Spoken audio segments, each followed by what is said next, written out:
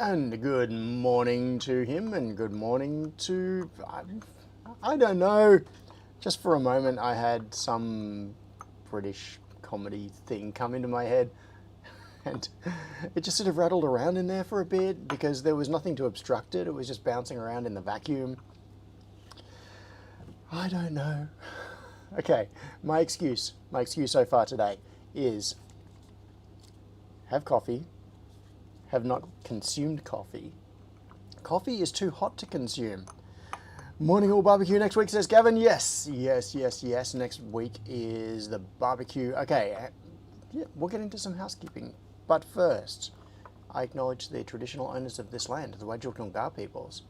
I pay my respects to their elders, past and present, and to Aboriginal elders and peoples from other communities who may be taking part in this live stream today. Oh, hello, Gerald. Okay, so there are a couple of things.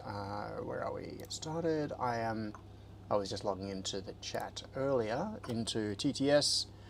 Give me a second. I'm turning up the volume. And, as they say in all the good hacker movies, we're in. Okay. Good midnight, Johnny. Okay, I've got to close that. I've got to do that. And now I can say good morning to Crispian and be careful about those VOCs. Oh yeah, okay. I've just got to turn the volume up a bit. It worked, but the volume was low. And good morning to Michael Wise. I'm not clicking very well. Tinker. Yes. And again, good midnight to Johnny Bergdahl. Stephen George, Gerald 42, Any Mules, Grant Mazels, Russell Rainey, Immy. Yes, Immy, you need to be careful of those VOCs. Don't. No chemical attacks. Paul Schultz is here. Very cool. There was someone... I clicked a... Did I say hello to Grant? Hello, Grant, just in case. I'm not sure. All right, I'm going to put that off to the side. And a couple of things. First, I just want to mention this right up front. They're thinking about audience crossover here. So I will get back to chat. I'm going to... Yeah, it's just a house today, not a super house. I'm going to get back to comments in the chat in a second. First, I just wanted to mention Shane Rogers.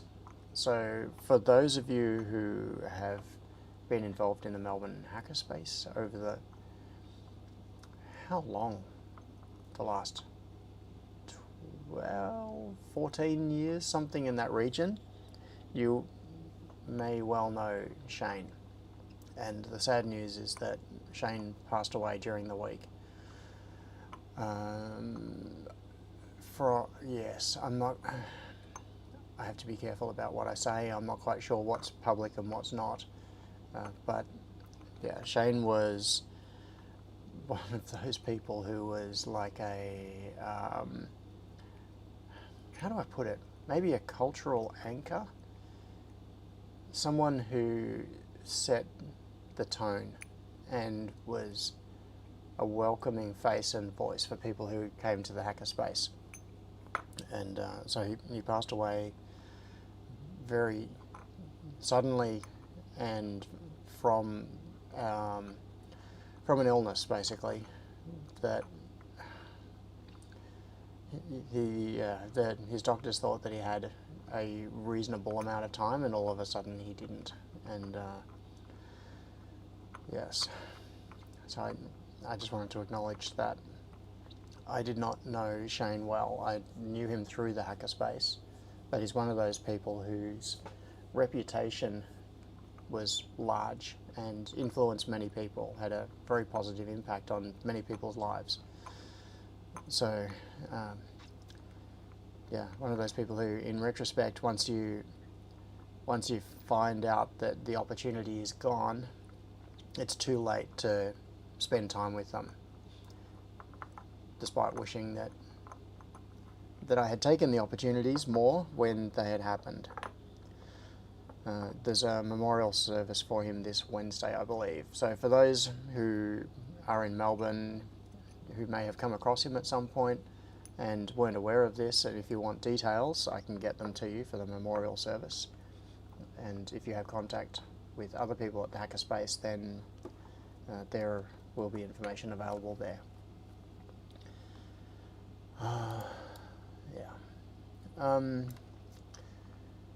So, other people who have joined. So Simon Dodgy is here, David Crisp is here, and welcome to the stream. Now the stream, my plan had been that this would be a RepRap stream.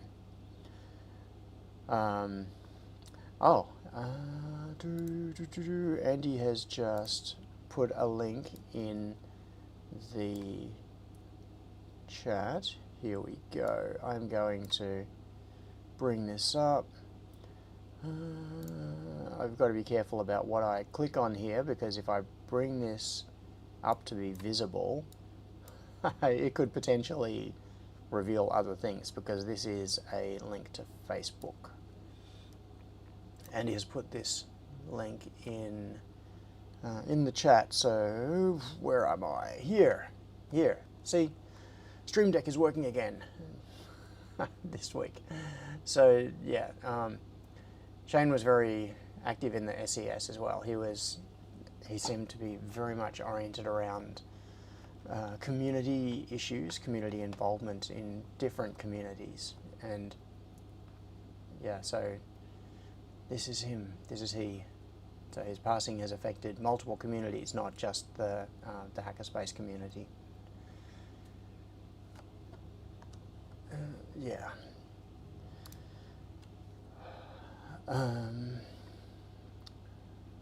Yes. Where are we? What am I doing? Okay, I'm moving back to here. Back to the chat. Sorry, just clicking into the chat. Oh, come on. Oh, how do I get that out of the way? Sorry, a little modal dialogue keeps popping up in the chat window. It pops up a thing where you can do admin tasks in relation to the chat, and I don't want it. I just keep trying to get it out of the way, and everywhere I click, it just pops up in a new location. Yeah.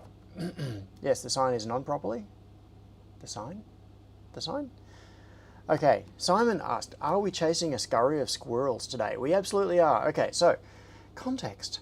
The RepRap Micron project, it seems that my goal was to be a fast follower of Vic's work, and it seems that I've been a little bit too fast and pushing him along.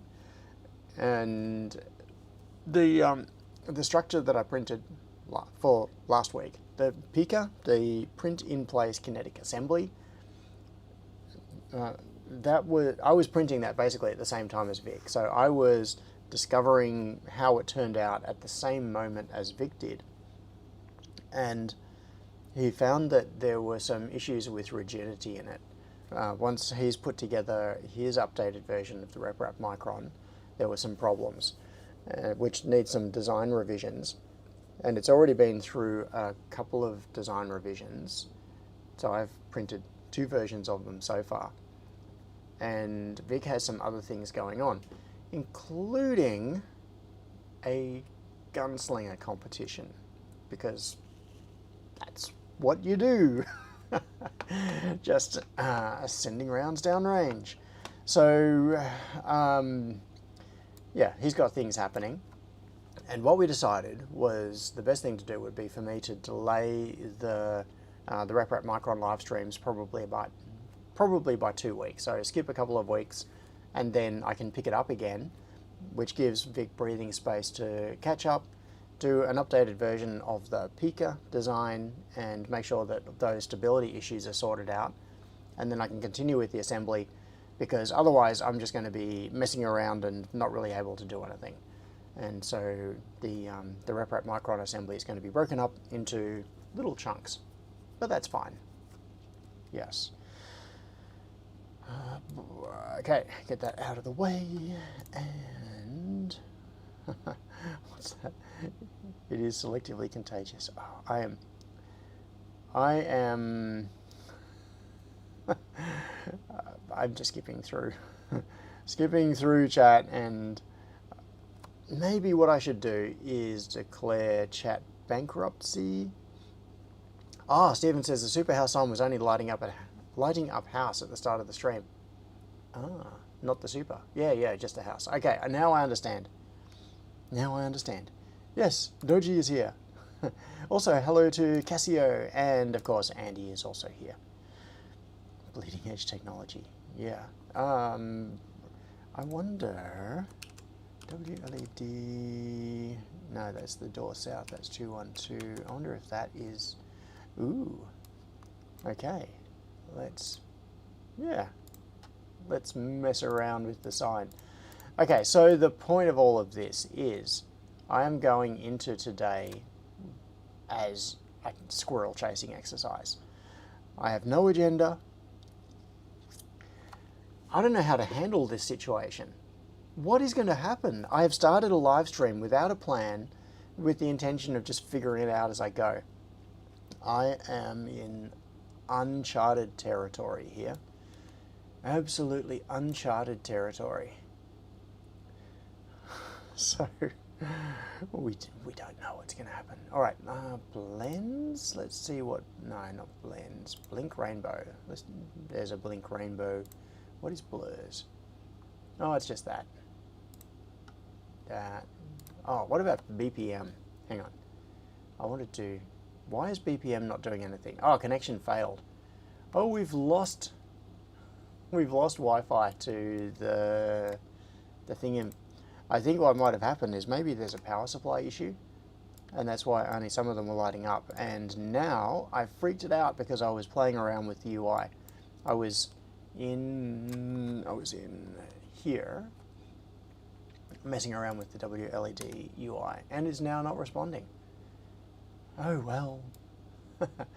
I done broke it. Stephen says today's live stream, John plays guitar. That may end up happening. Doji says I can starting live streams without a plan. Design a Beetlebot PCB, says Andy. Ooh. You know, that is actually something that I was considering, but I kind of want to do some PCB design. But John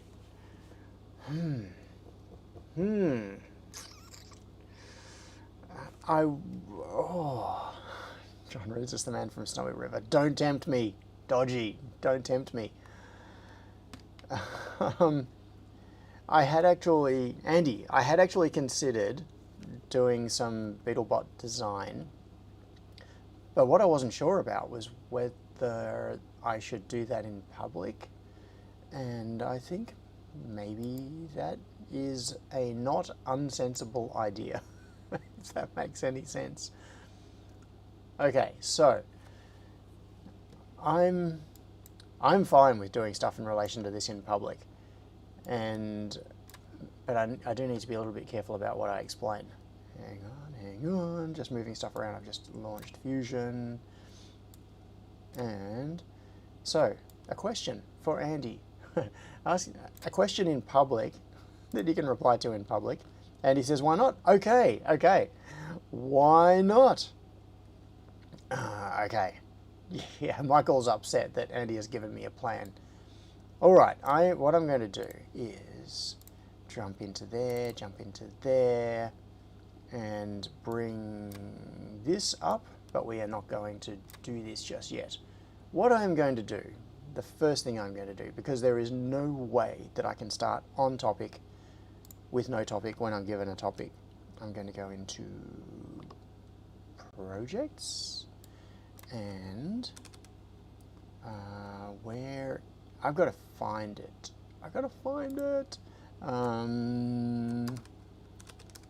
It must be here somewhere. Okay, I think the easy. Oh, there it is. Okay, that does not seem right. So that's 2017. Okay, I am going to open this. Oh, okay. No, that's right. That's right.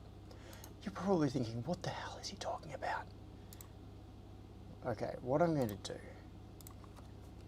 I am in the process of context switching on an addled brain.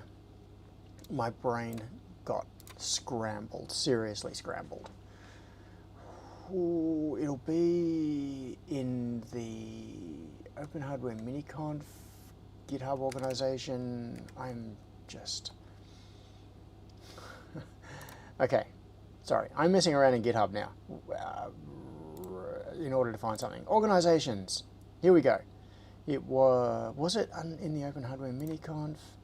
Could have been in the CCHS Melbourne. Yeah, I think it was the CCHS Melbourne repo.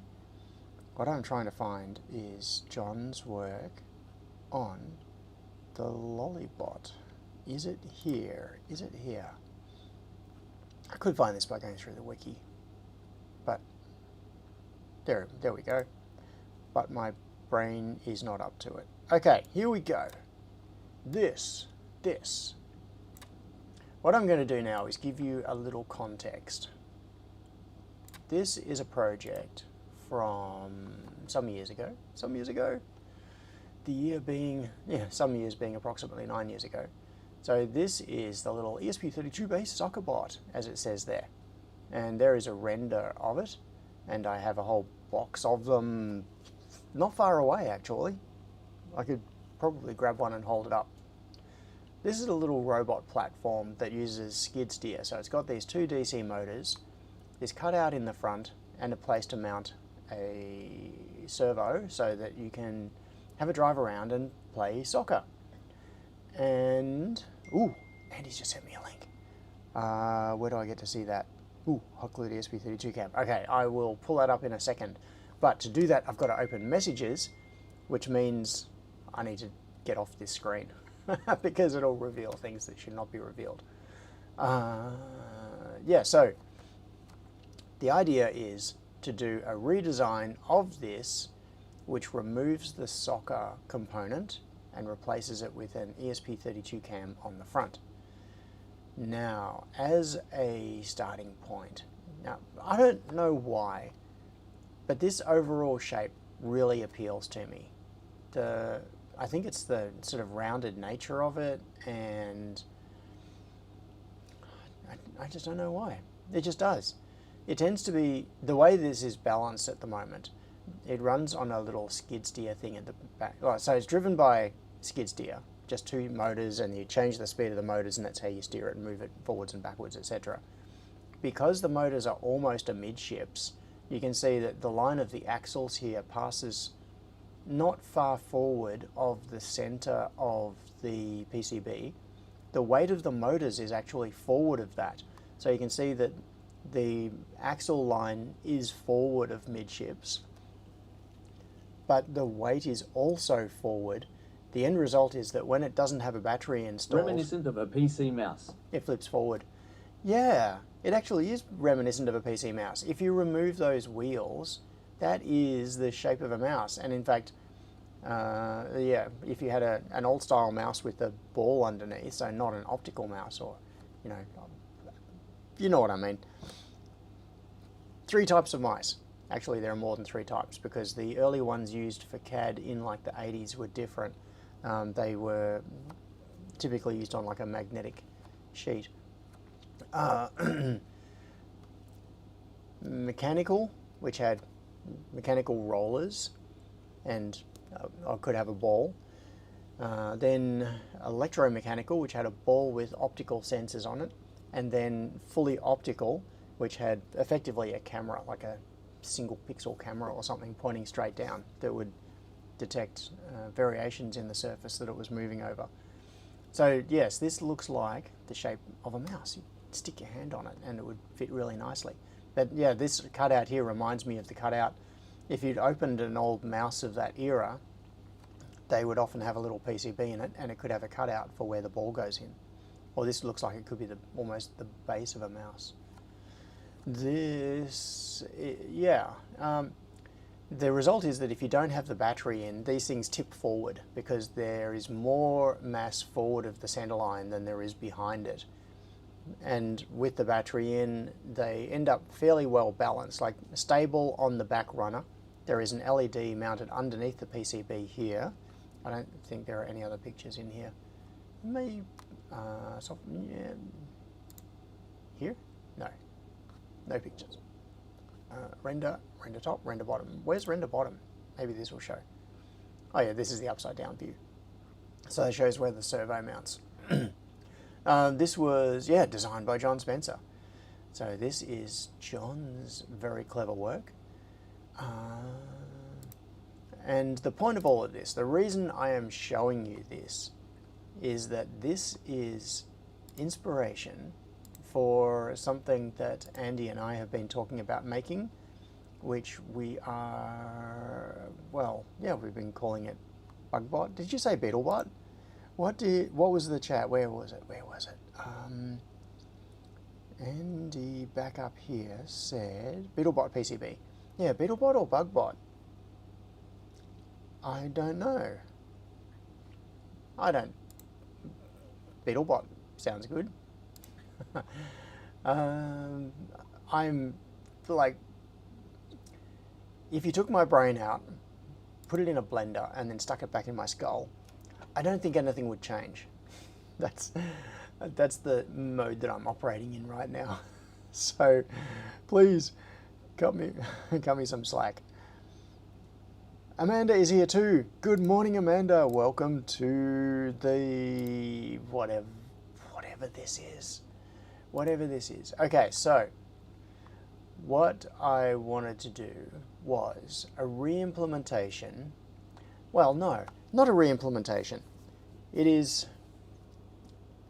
fairly different. It's inspired, in terms of its physical structure, inspired by LoliBot, but it is for a different purpose, because what we want to do is put an ESP32 cam on the front and use machine learning to drive it around. So what we want to do is build a little machine learning robotics platform. Paul says, we could replace your brain with an electronic brain. You wouldn't notice. I would not notice.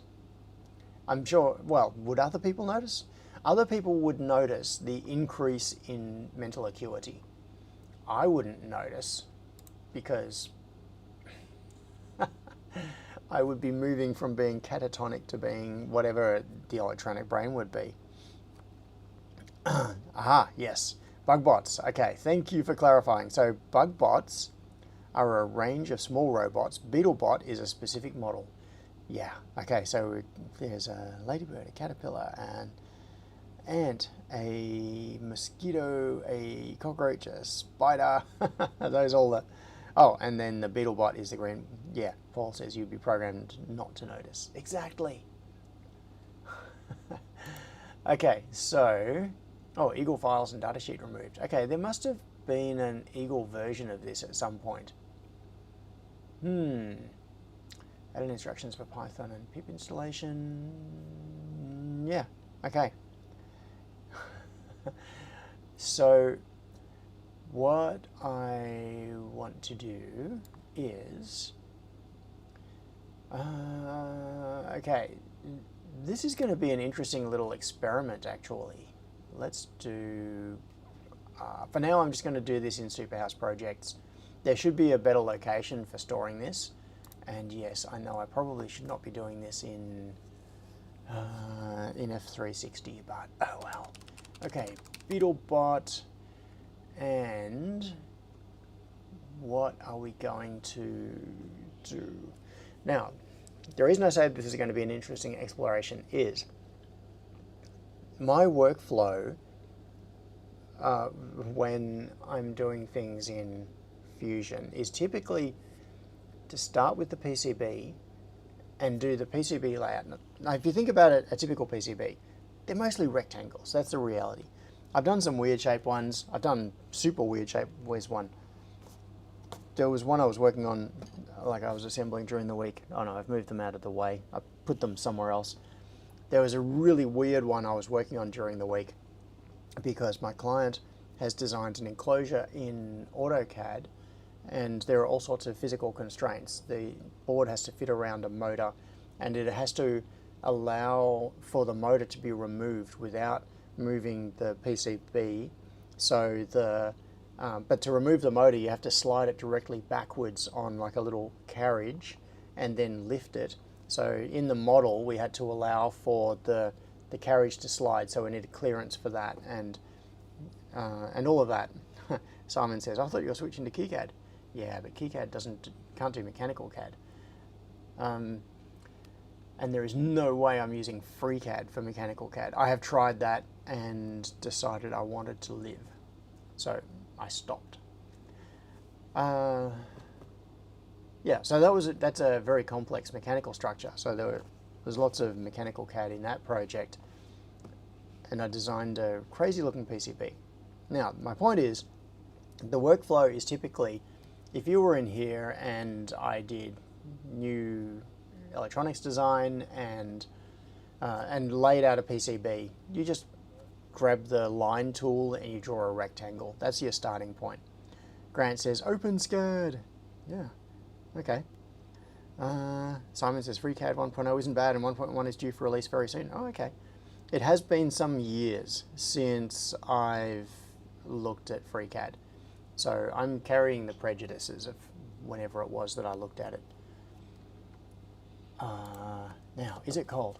I think whoever made this coffee for me was mocking me by making it so ridiculously hot that I've had it sitting around and couldn't even start drinking it. Tinker, paper and pencil. Yes. Okay. I have to try to consume some of this so that I get the caffeine kicking in by the end of the stream. Crayon CAD. Okay. It's a CAD off. Everybody suggests their favorite mechanical CAD.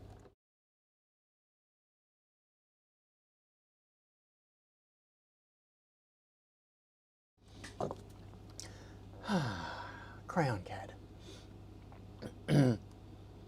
Okay, Simon says, I tried using FreeCAD years ago as well, and it was shit. I retired over the past couple of weeks and was very... Oh, I assume you meant retried. Over the past couple of weeks and was very surprised. Michael says Crayon CAD might have been a joke. I assumed it was. I assumed it was a joke. Retried. Yes, Simon. I didn't think that you had retired. Still building satellites, I hope.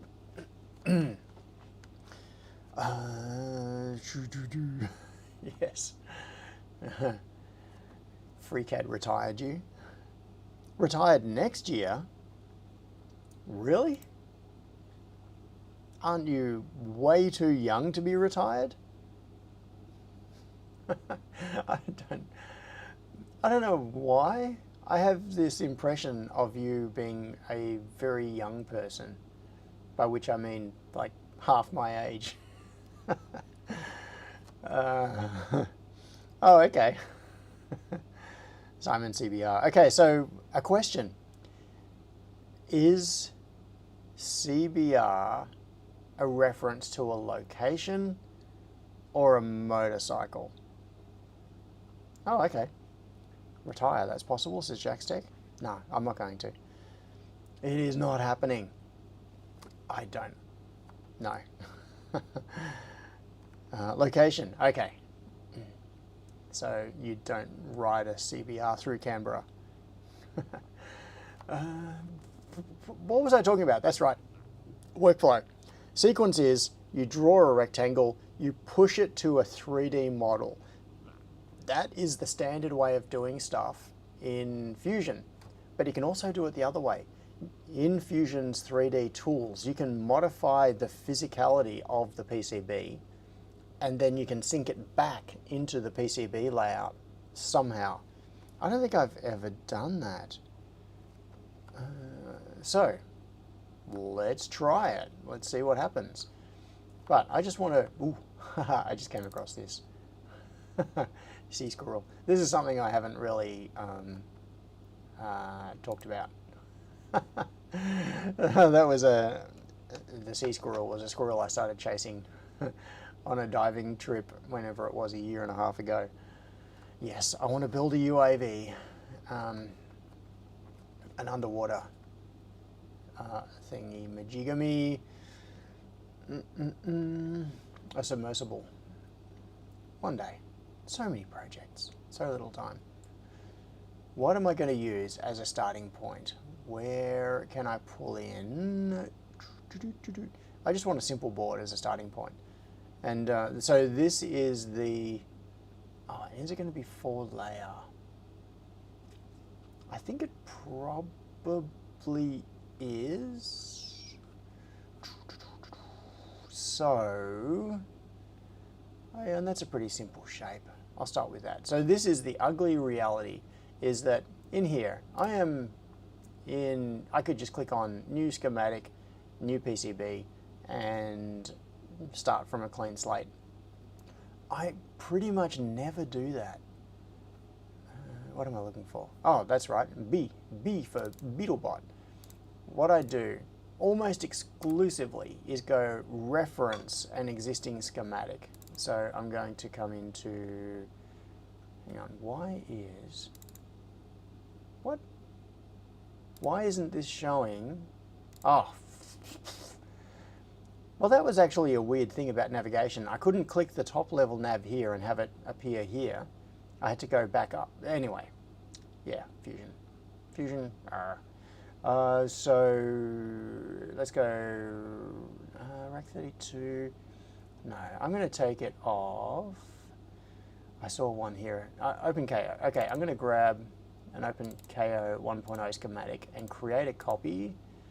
And so at this point we have a schematic, but it is not a complete project.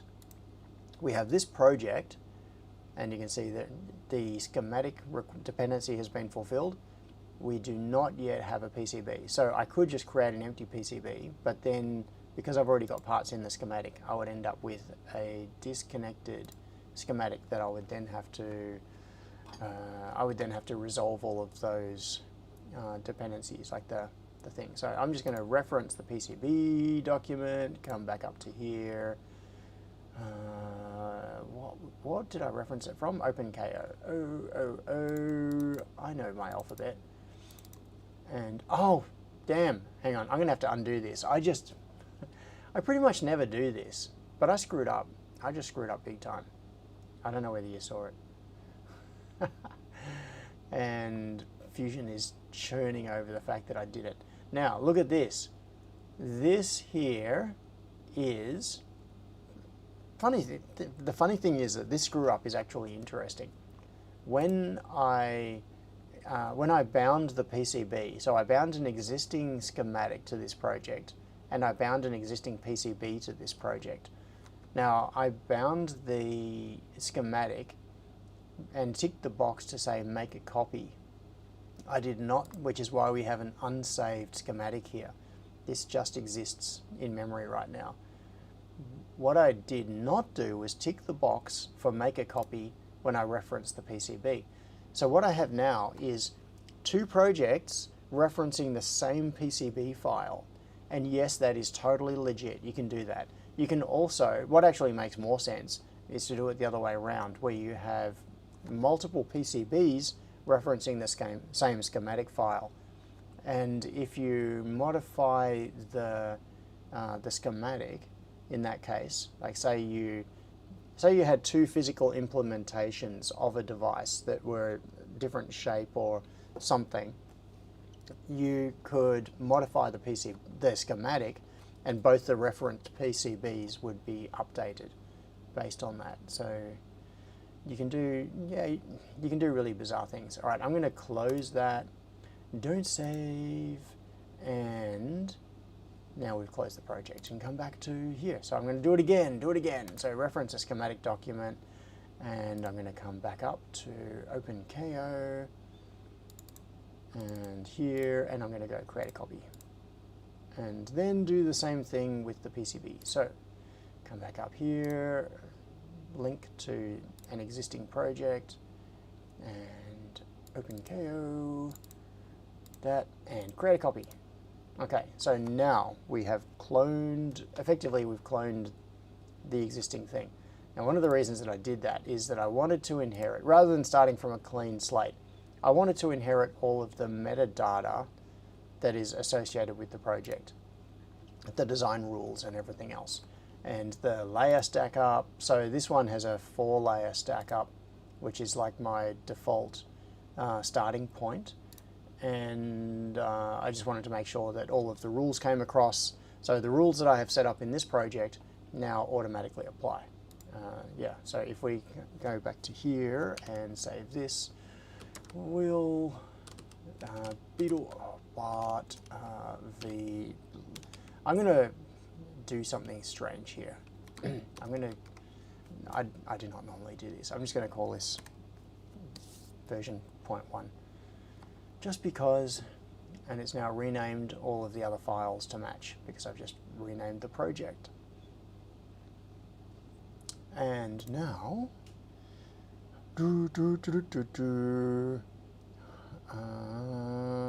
chase the squirrel underwater. Yeah, yeah, a water pup. Yeah, no, seals are water pups. A seal is a water puppy. They can be very aggressive water puppies, just like, you know, land-based puppies. Water puppies they're fast. They're like little supercharged torpedoes with teeth. What am I doing? Okay, so I'm going to get rid of... Oh, and is there anything on here I want to keep? Status LED, like an OLED, there's power. Until I know more, I'm going to leave the power sheet. I think I'm going to... What was that? Oh, that's the USB hub. This is all pretty much unnecessary. I'm going to get rid of this entire sheet. Yes, and now that in the PCB will have just deleted a whole bunch of stuff. So now we've got a whole lot of... Yeah, I know it's unnecessary going through and cleaning this up. Get rid of that. Get rid of that. So the point of starting all of this is I want to just begin with some mechanical stuff. I don't care about any of the parts on this board right now. I want to start messing around with some mechanical design. Specifically, I want to see what happens if I push this to a 3D model and then I use Fusion's mechanical tools to modify the 3D model and push it back into, like sync it back into the PCB layout. So this may well not work at all. It may crash and burn. This could be a disaster. So I'm going to put absolutely minimal effort into cleaning any of this up or making any of this sensible before I start screwing around with it. So let's, oh, yeah, that's it. Finally. Okay, come on. Oh, come on. Let me select you. Oh, stop. Ah. Look how laggy it's being. Very annoying. Something is being super laggy on my computer again. No, I didn't click that. I clicked that. Move. Move tool. Oh. Yeah, my computer has gone into laggy mode. Laggy mode. Come on, move up. All right, I'm going to ignore that. I'm going to ignore that for now. And, oh, which reminds me, I was going to show you a picture of what Andy has been doing, because Andy has been prototyping this. There, come on, move to there, and that, move to there, and that, move to there. Okay, done. All right, let's just get rid of these corner holes because they're going to be annoying. And I think I messed up the geometry on this corner. Oh no, that looks fine. That looks fine. What I should probably do is... Yes, I will. What I'm going to do, what's my grid? A millimeter. That's fine. I'm going to move all of this out of the way and give myself some space to work. And maybe recenter what's the width of this board? It is 80 millimeters. Okay, so I'm going to move all of this onto a 40 millimeter. Jono is designing a board that can be used in a cassette player. In a cassette player? In a cassette player? What do you mean? Oh, hang on. I know what I should do. Come on. Why doesn't escape work? Okay. Everything is so laggy. You see how long that took? 40. I want a 40 millimeter grid. Give me a 40 millimeter grid. Okay. So now what I can do is move group, snap one grid point left, and we now have a center line. We now have the PCB centered on the center line. So then let's go back to a 1 millimeter grid, and I'm just going to save. Then push to 3D. Okay. Push to, come on, once it's saved. Okay, well, it's saving an opportunity for more caffeine imbibement.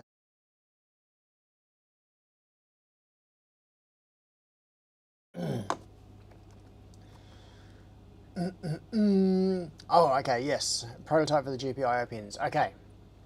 Andy has been sending me useful things that I really should be showing you. And my state of functionality is so poor that, okay, I've clicked it, I'm waiting, let's see how long it takes. Waiting, come on. I wonder if this is related to video encoding. See, I'm still doing the no hands thing. I'm not touching the computer, and that is how long it has taken to switch to a 3D mechanical view. Woo! Oh, and it's being laggy. Oh, frustrating. All right. Yeah, I'm getting like one frame every 2 seconds.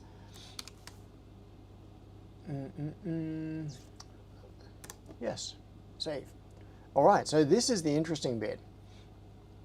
I want to see what happens when I start manipulating things within this workspace, because I've never actually done this before.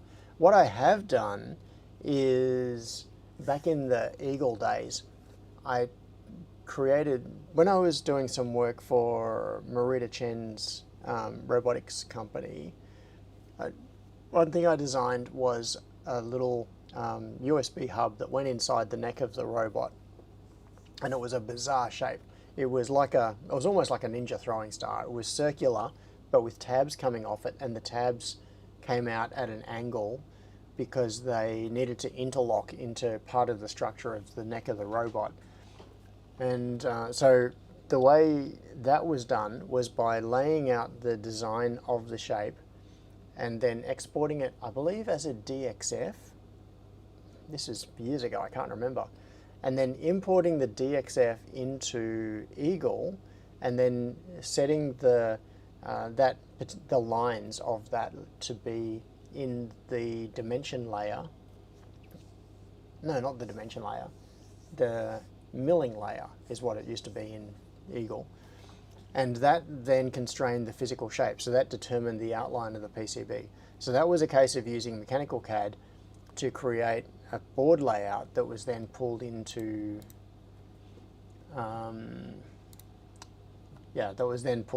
Eagle. See, I'm still waiting for it to update its view. Come on, you can do it. You can do it. Is it actually going to? I don't know. I clicked the top. I don't know if it's... I don't even know if it's doing anything right now. Oh, there it goes. That's how long it took just to change the view. Yeah, there is something going on here that makes this effectively unusable. But I do want to at least experiment. I'm going to make a couple of very simple changes. Let's...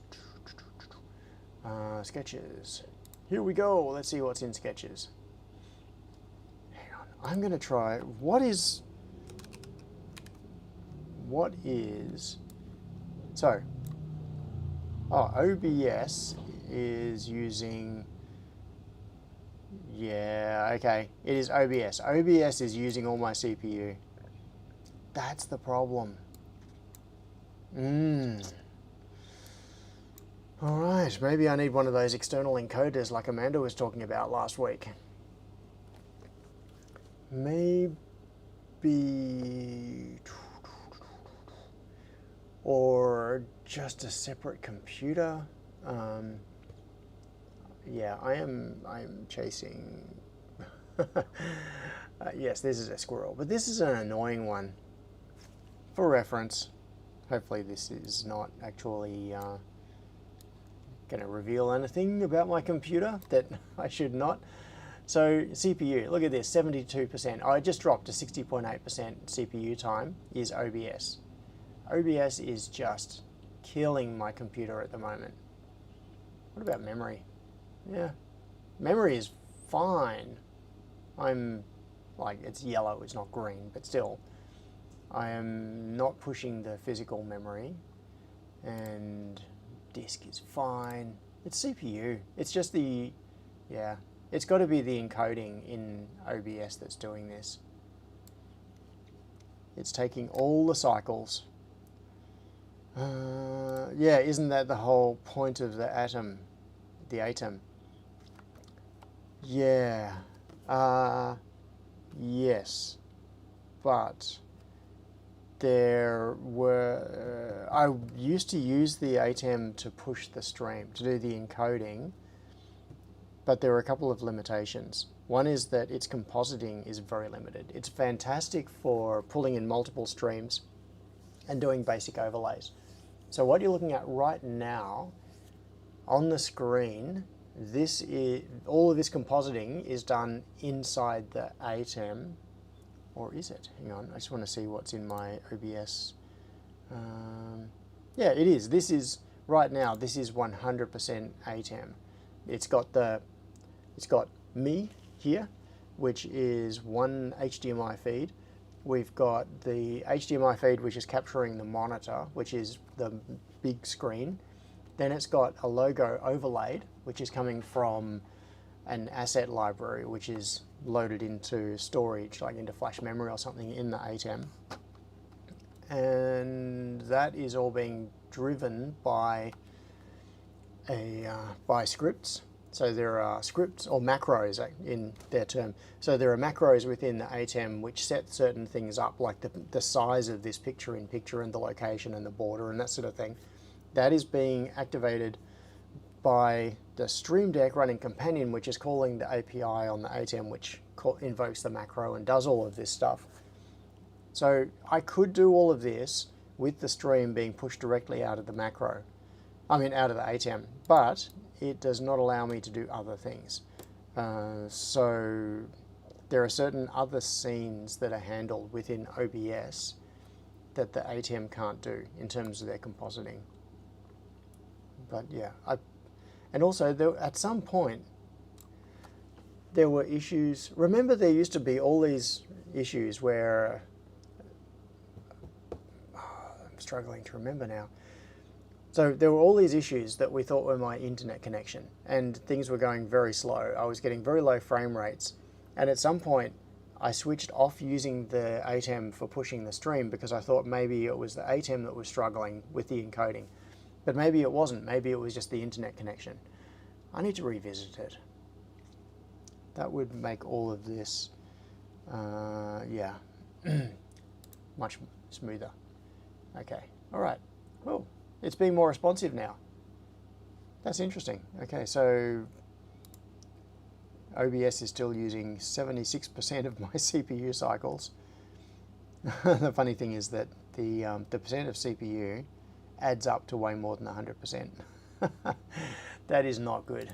All right, so sketches. What have we got? Okay, sketches outline. Let's turn this on and see what it gives us.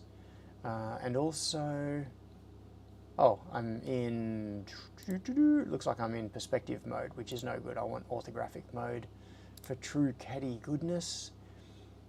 I must have been in perspective mode for taking screenshots or something. Then I'll turn off these various bodies. I will leave packages. So packages are these things over here. We don't care about those. And what have we got? So we've got this. This is where stuff gets interesting. Really interesting. So right now you can see that I'm looking at a 3D view of this PCB. The physical objects have been turned off. So the copper layers, the board itself. So there's the board, and then top copper comes on here. You'll see that appear in a minute if it ever gets around to rendering it. Oh no, that's right. There's nothing on top copper, which is why it's blank. But if I go to solder mask on the top, it goes green. So turn that off, turn that off. Now, this sketch is the outline. So this is a mechanical outline, and you can see here, because we've got a radius on these corners, that is the center point of the radius. Let's try this. I'm going to edit the sketch. So now, oh, this is cool. So now we are in proper geometry mode. Oh, okay, okay. So this is my happy place in terms of mechanical CAD. I'm really curious to know what would happen if I created, I can think of all sorts of ways to break this. If I created an unbounded shape and then tried to sync this back to the PCB, what would happen? All right, let's just do the minimum possible thing. Let's just move stuff. Actually, I'm not going to move that. What I'm going to do is take this. Can I move this spot? Yes, okay, I'm going to move that to there. Take that to there. And that is going to make a weird looking shape on the PCB. So now we've got a bulge on the PCB. I'll finish that. And if we turn all of this back on, we now have a strange shaped PCB. But can I push that back to here? So if I come back to the board layout, it's now showing that the reference is out of date. And I'm going to click on that, and we should get an updated board outline. And we do, and it works. So we have bidirectional changes. So if I come back into here, thinking, okay, it's freaked out a little bit about holes, but I don't care about that. I think that's because I've dragged everything off. Okay, so the 3D PCB now has this in it because I initiated the change in the mechanical CAD. If I come back to the board layout CAD, it has now pulled that change from the mechanical CAD. So now I'm going to screw with this even more. I am going to make a board outline change, just a random one. I'm going to pull that left side in. See, I'm not even trying to be neat about it. So now this left side has been pulled in, so the whole thing has been skewed. And now if I head back across to the mechanical CAD, it'll have the icon saying it's out of date. Right there, see, component is out of date. So now if I click on that, it will suck that change in from the PCB layout, and we should see the mechanical CAD update. Go baby, go, go. We should see this corner change up here in just a moment. There we go. So now the yeah, okay. That is really quite remarkably smooth. The level of integration. So part of the reason that I am going through all of this is Fusion as a package has been undergoing such rapid development over the last couple of years. The things that I've done with it in the past, if I haven't done them for a while, I come back to do them again, and typically they have changed. Sometimes for the worse, sometimes for the better. But the area where it keeps changing is the really tight degree of integration between all the different components. Because we've got animation and simulations and manufacturing modes and all of those sorts of things that we can do within this design But if we just go new design, yeah, assembly design, hybrid design, electronics, drawings, part, which is mechanical CAD.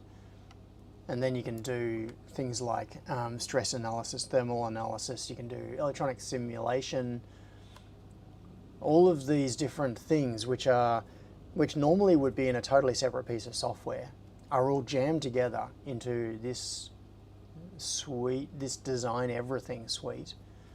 And as time goes on, they tighten up the integration more and more. So the fact that I can make changes right now, so I've got the mechanical CAD version open and the PCB layout version open, or view of this exact same project, and I can make a change in one and then update it in the other and change it in this one and update it in the other seamlessly. So I haven't been saving or anything. So there's no save this and then re-import the outline. It's all live linked, which is cool. Okay, so now what we can do is have a go at messing around with the geometry of this. So this is a line, and I should be able to just edit sketch. Okay, what I want to do is make a rough outline of the Beetlebot. And how am I going to do this? Control point spline. Ah, okay. Let's really test this. Let's just delete this. So we've got no geometry at all in this design now. It's gone. So I can make, ooh. Michael says, message from CCP. Thank you, Mr. John. We have now complete downloading all of your data. Speed return normal. Yep. Run out of toast. Oh, I could do with some toast. Crispy and... yeah, okay.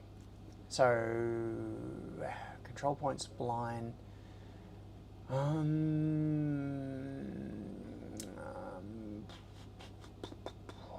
Blend curve. Let's just do some line stuff. Line. Line type. Actually, let's do a line. I'm going to make it a construction line. I'm going to start from... Oi, why is it doing a measure? What? Okay. Start again. Line. No. Get out of there. I think part of this problem is just that it's so laggy that I'm trying to do keyboard shortcuts and it's not registering some of the shortcuts. Okay, I'm going to select it from the icon and then make it a construction line and stick it up to, I don't know, let's make it 250 mils. Doesn't matter. It just has to be longer than the actual thing. And then I'm going to lock that line. So that is going to be our reference line for the center. And we can now mirror around that. So I'm going to, create a line, lines and arcs. Click and drag the midpoint of a segment to define, the endpoint of a segment to define an arc. Okay.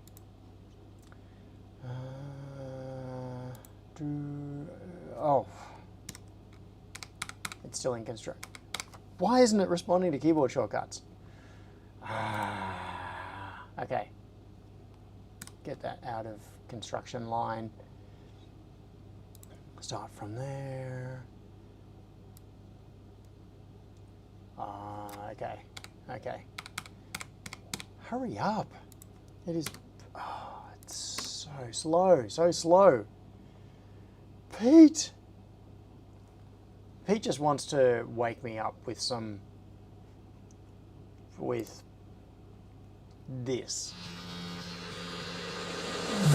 Super chat, where you at? Let the party go. Lights up, feel clap in this awesome show. Far from awesome, Pete. Far, far, far from awesome. Okay, I am just going to do... I've made this way too big. No, I didn't want to click that. Although I don't hate it. And this is just an experiment. Let's bring this in.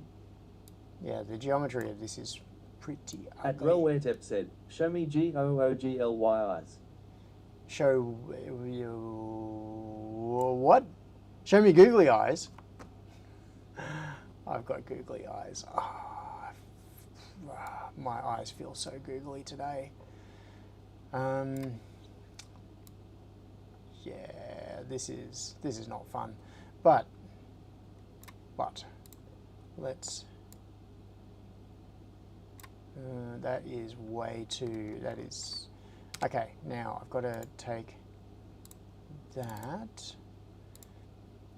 Oh, come on. No. Waiting for it to select.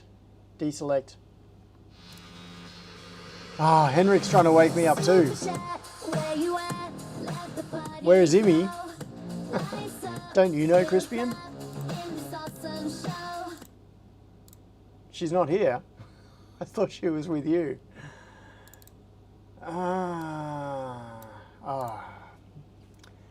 This is just frustrating. At RepRap said, did you put the smile on the printer or not? Oh, did I put the smile on the printer? I did. No, hang on. The smile on the printer. No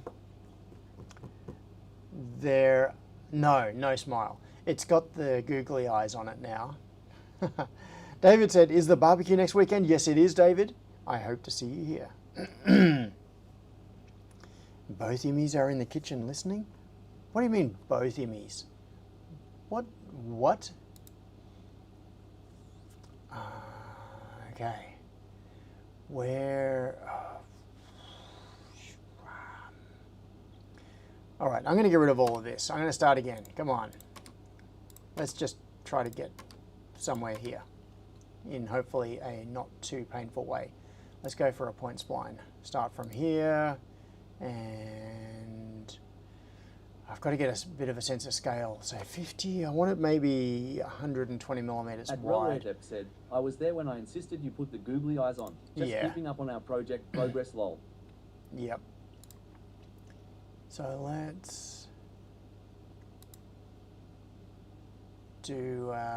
We also have a flatmate named Imogen. oh, do you? Okay. And there, that'll do. Okay. So does Henrik again? Henrik is just trying to make sure I'm awake. Okay, so we have a shape. It's not a very nice shape, but we have a shape. Let's just adjust it a little bit, make it slightly less ugly and slightly more reminiscent of John's nice work doing the LoliBot design. Okay, something like that, give or take, with a motor around here somewhere. In fact, I'm going to bring this down a little bit just to give it a bit more of a space for mounting the motor right about there, although it probably has to come back to about there somewhere, just I feel to give it more RM like the space. emoji I bought. Yes, okay, so now what I can do is create a mirror of that shape around that construction line. Oh, hang on, no. I can create a mirror of that shape around that mirror line. Oh, that's kind of ugly. I'm gonna bring that a bit more like that. Yeah, that's a bit better. If I take that to that point, snap to that grid, that makes that straight. So this will now be a direct straight line through the center. There's no angle on the join of that mirror. Motor mount in there. That'll do.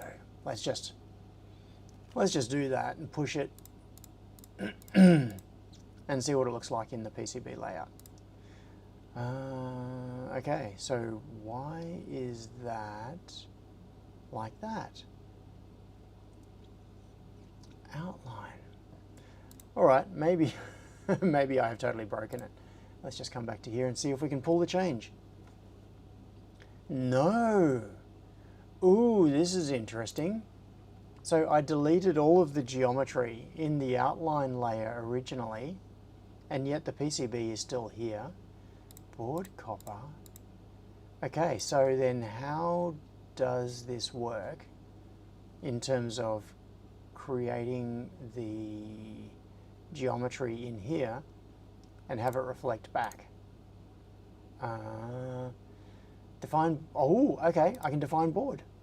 That sounds good to me. So I've got board 1 and all of these. I've got those turned off. Let's just go define board and yeah, take all the defaults and boom, we've got a board.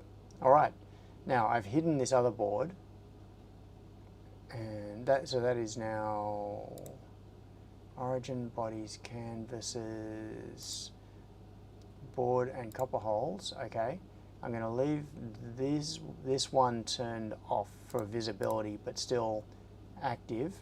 So now we have a board, and if we come into here, let's see if we can pull that new geometry in. So grab that, and there we go. We now have the new geometry. Thinking.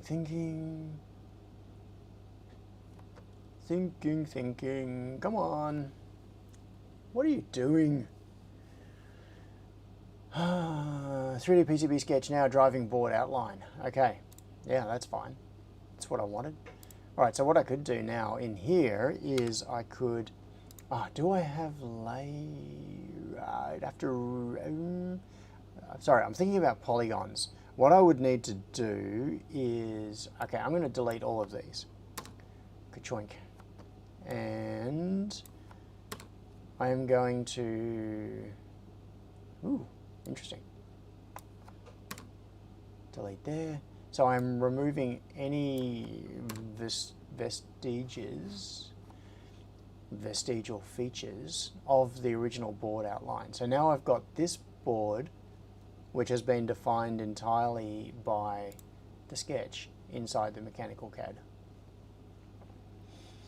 I'm going to need a nap today. I am very much going to need a nap today. Wagon Loads. Wagon Loads is here. Oh, a few people have appeared in the chat. So Vic is here. What are you doing here, Vic? I thought you were doing stuff. So Wagon Loads and Stephen, Henrik, Pete, Jax Tech. Welcome. Okay. Yes, I know. Vic would be, I'm sure, saying use OpenSCAD. Okay, so this is potentially, actually what I could do is if I drag the geometry of that to snap them to a vertical line, that will force this face to be parallel to the center line.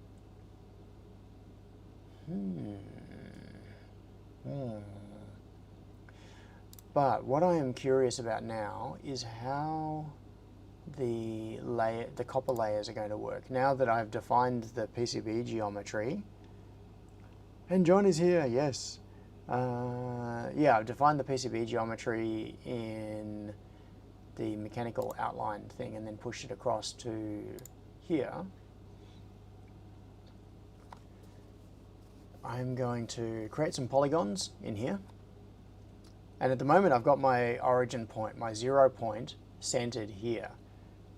Normally, if I was doing, yeah, what I would do is I would relocate this PCB so that the origin is bottom left. And it's not actually necessary. it's kind of arbitrary.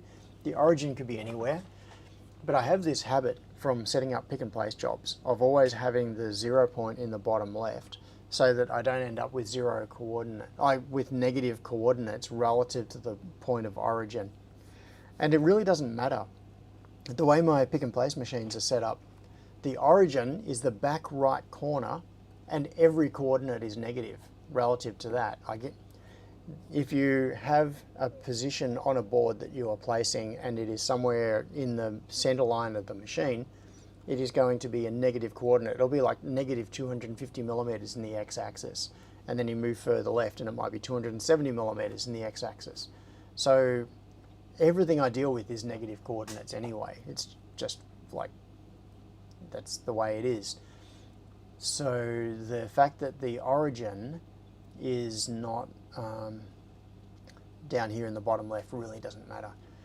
It's a bit of a holdover from the way I used to think about things, because I used to do a lot of manual setup on the early, like on the Mickle Make It when I was using that. I would do things like define the locations of parts by typing coordinates in, or I would figure out relative offsets of parts by looking at the deltas in the coordinates.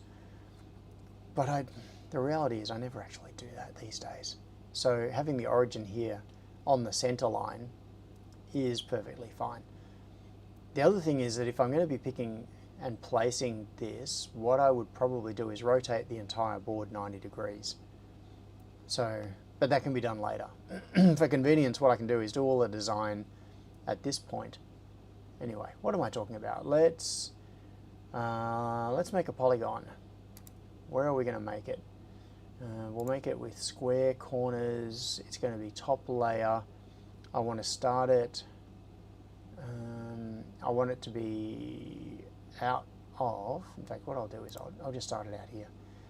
I want it to be outside of the line of the PCB.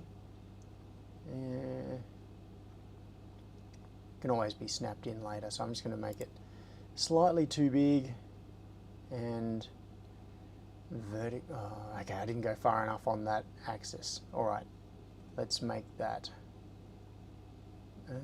Yeah, stuff it. I'm going to bring it out to here. That'll do. Error, DRC violations. All right, I'm going to. Why? Come on. I want to violate that DRC. I want to violate it so hard. Come on. Now, what's going to happen here is I'm going to click. Fusion is going to throw an error message, and after a few seconds that error message is going to disappear, and then who knows. Maybe I should take a screenshot so I can have time to see what the error message is. Okay, I've clicked, and now I'm going to, oi, apply. More info. Push violator is, oh, okay, I've got push violation turned on. I'm just going to ignore violators. That's an easy fix. And to there, and to there. Yeah, that's better. Okay. I didn't even realize I had push violators turned on. Let's drag it in a bit. And okay, so that should be that should be constrained by the mechanical outline. Polygon edge. Why have I just done the? Oh, I know what I've done. I'm using the wrong tool. Get rid of this. No, I don't want to name that. I want to delete it. Delete. Oh, that was silly.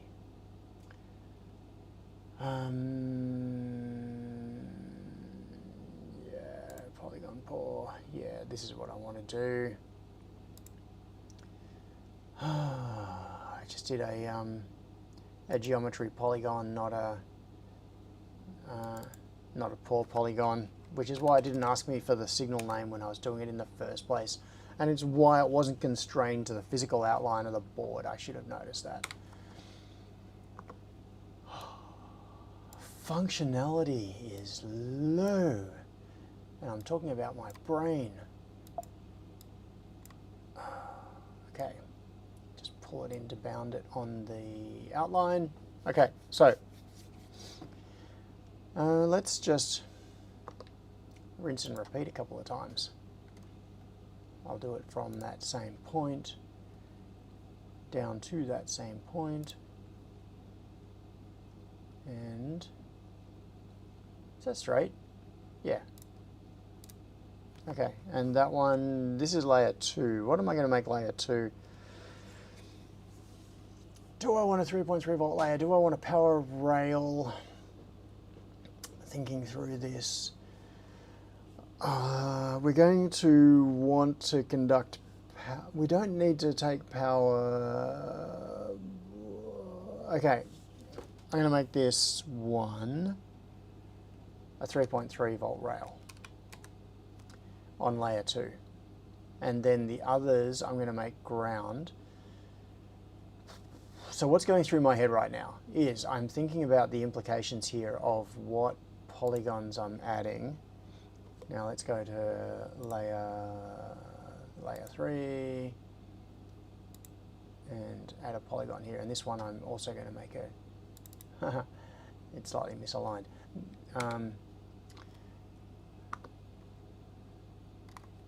Hang on, why did that one not ask me? That's 3.3. That's ground. Didn't I just add it on this? Let's go single layer mode. And that signal is also 3.3. Why is that 3.3? It inherited, oh okay, it must have just inherited the name of the polygon because I made it on, I set it on layer 2, so let's just make this one ground. Okay, now let's go layer 4 and do another one. I can't help feeling that I've just stuffed that up. Quite likely. Okay, and this one I'm going to call ground as well.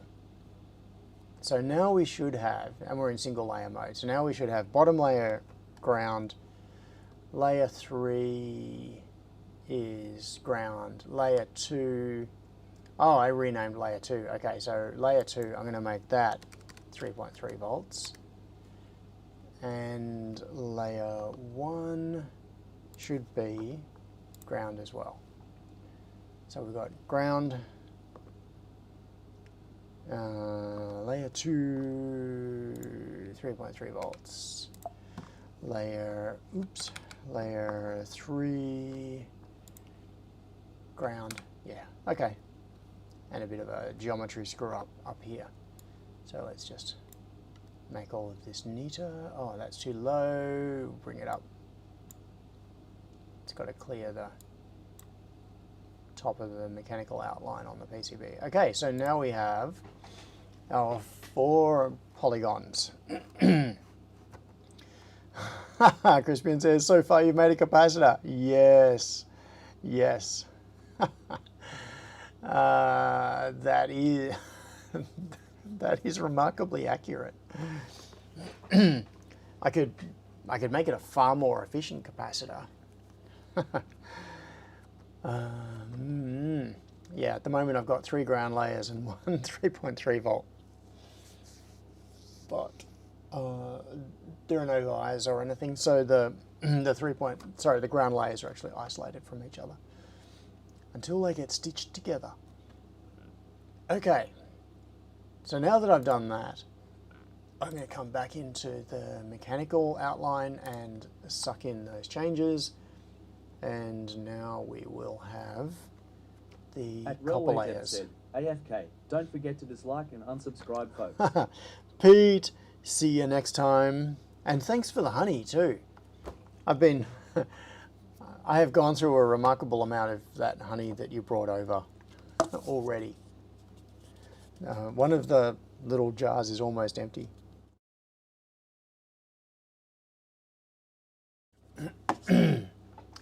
Okay, so mechanical. Woo! All right, so we've got the mechanical outline. Let's just save some of this. It might actually be worth keeping. Maybe. I've just been messing around and playing with the tool basically, but yeah, maybe the result is worthwhile. Also, I have not paid a huge amount of attention to the dimensions. This might be a horrible, horrible size. Where's a ruler? Here's a ruler. I want it to be somewhere in the region of 200 millimeters long, give or take, and maybe 130, 140 wide. What are we at? What is this point? Oh, no! Stop being so slow. No! I've already escaped out of you. I think that top line is bent. Okay. 190. It's too big at the moment. It's 190. Oh, hang on. No, 190. That is pretty good, I think. Surprisingly. I do have to fix the geometry of this polygon up here, though. Come on, zoom.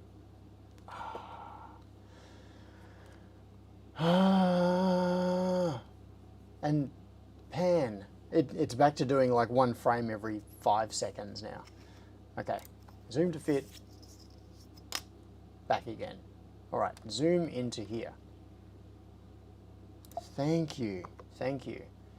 And I'm going to try to even this up. Come on, you can move, you can move, you can do it. Oh, is that? Oh, not that. Not so much mouse size, more that of a rat. Got to take that up to there. Oh, I've got angle constraints turned on. Okay, let's fix that. Bring that down. Take. Oh, and also I'm in single layer mode. Let's undo that so that I can normalize the geometry on this and bring that up to. Come on, there. Oh, that polygon. Those polygons are split, which is very annoying. Oh, come on.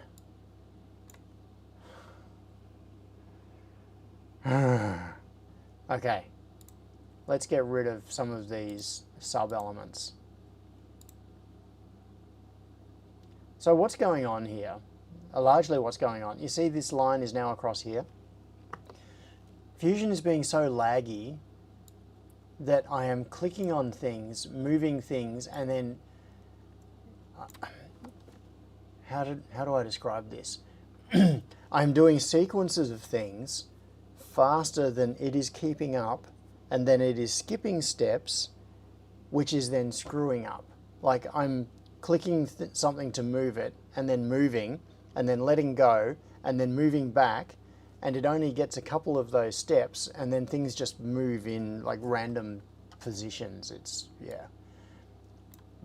This would be going a lot smoother if I was being very deliberate about my actions, like click something, wait until you see it selected, move it, wait until you see it's moved, deselect it.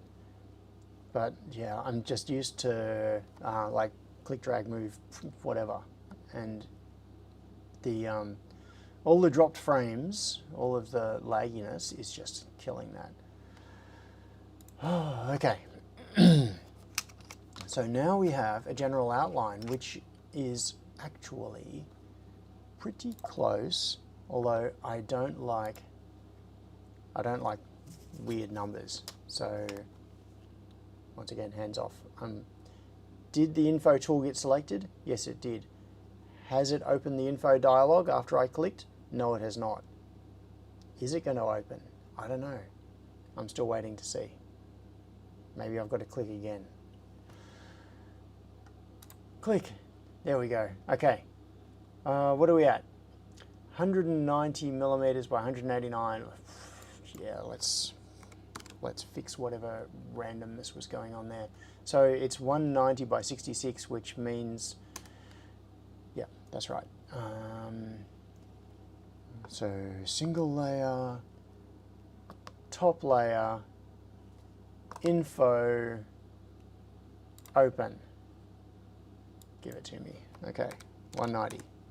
Let's actually put proper numbers into here. Layer 2. Okay, layer 3. Layer 3, come on, 190, okay. So its snap to grid worked better. And layer 4, 190, okay. So we've got order 66 and it is 190 high. So it is 190 millimeters high, 132 millimeters wide, 132. Ooh, maybe it could be slightly wider.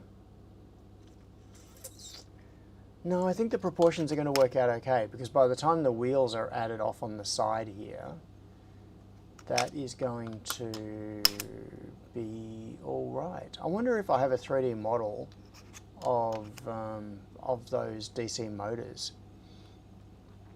Ooh, Crispian says, should upgrade to an Acorn Electron. They boast an extraordinary processor speed of 500 kilohertz. Yeah.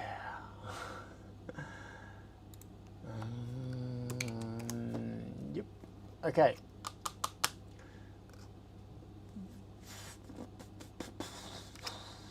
What am I doing? Crispin says I had one. Nice. An Acorn Electron. What was the processor in those? Was that like a 6502? No, it can't. 500 kilohertz. That is... What was in an Acorn Electron? Someone, please tell me. I'm curious to know what processor ran at 500 kilohertz. Was it like an underclocked Z80? Oh, 6502 says Tassie Bob. But come on, the 6502 was faster than 500 kilohertz. Crispian says, is this going to be built like a Battlebot? Yeah, kinda, but not for Battlebot purposes. Oh, it was a BBC microclone, yeah. Yeah, this is as a little machine learning robotics platform, like an educational sort of thing.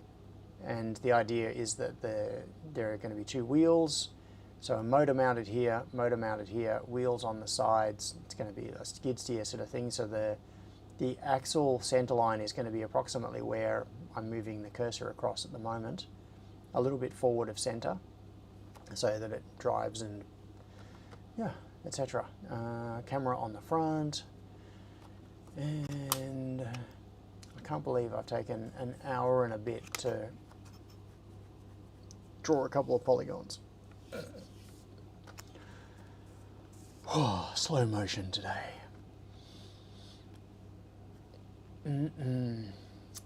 Oh, okay. Tassie Bob says it ran at 2 megahertz. Yeah, that's more in line for a 6502. But if I recall correctly, the ULA stretched the clock to provide for video access, whereas on the Model B, the video access was interleaved on the alternate phase of the clock. And as Tassie Bob says, the Electron only slowed down that much in the high-res video modes. Okay, so when you weren't in high-res video mode and it didn't need to do all of that processing to access the video memory, the processor could run at full speed, I guess. Wagonlight says, my plan was to make a laser tag version of a Battlebot tank. Ooh, that's an interesting idea. Are you talking about a situation where you have multiple laser tag bots playing against each other? Or are you thinking of a bot that you can send into a laser tag game with other humans running around? So you could drive the bot in and have it sneak up on people and shoot them. Either way sounds like fun. Okay, now, next. So I could add some geometry in here for mounting the motors, But what I'm thinking about is finding DC motor wheel. I will show you what it is going to be. It is going to be these sorts of things. So what I need to do is find a 3D model of this, because I can't be bothered making one. So what I need is motor 130 gear motor with wheel, 65mm wheel. Okay, I'm just going to do a quick search for 3D models. Motor wheel 3D model. Hopefully there's something on GrabCAD or somewhere. Oh, look at this. Look at this. GrabCAD. Thank you, GrabCAD. Now what's going to be interesting as well is pulling this in. Oh, yeah. Log in. Yes, I've just revealed stuff. No. Where's the library? There. Which reminds me, I have a surprisingly popular model on GrabCAD for a particular type of automotive relay, and the pins are not quite in the right position.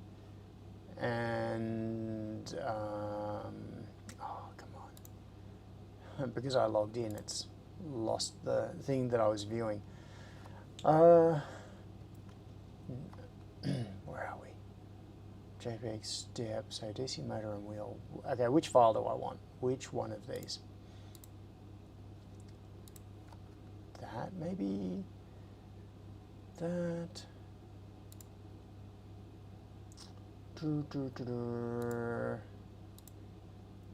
And why? Oh, I suppose I could just mirror it. That's not a problem.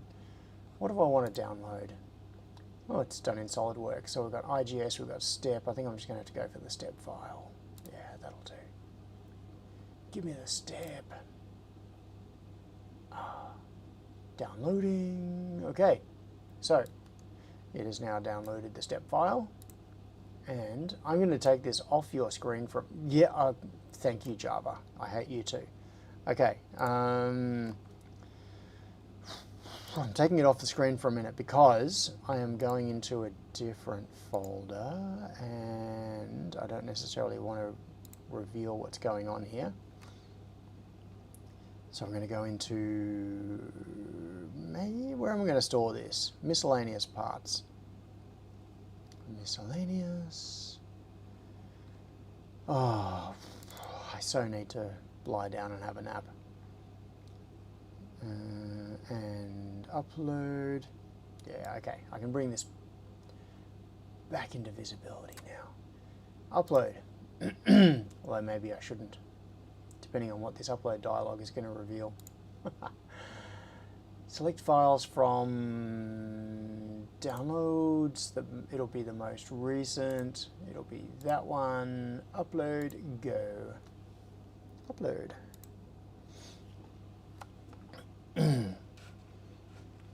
So what I'm going to try to do is bring the model for the wheel into the mechanical CAD view of this and just do an insert into the current design. So I'm not going to bring the geometry in directly. I'm going to reference the external,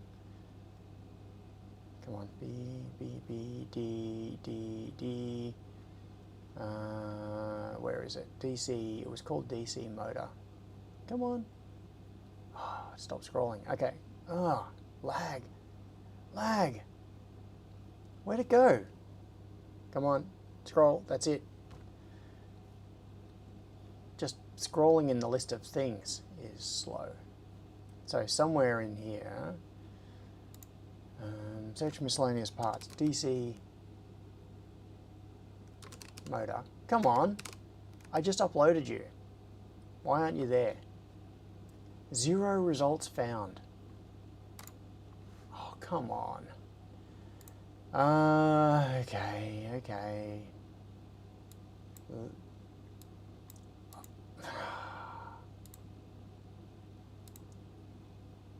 Oh, come on. So friggin' laggy. Okay. Oh, there it is. DC motor and wheel. Okay. So I'm going to insert that into spinny beach ball, make us wait. And I'm going to insert it into here once it gets past its 1 frame every 2 seconds mode. Okay. Insert into, oh, I can't insert it into current design. Why not? I wonder if it's, no, this is saved. Why can't I insert that into the current design?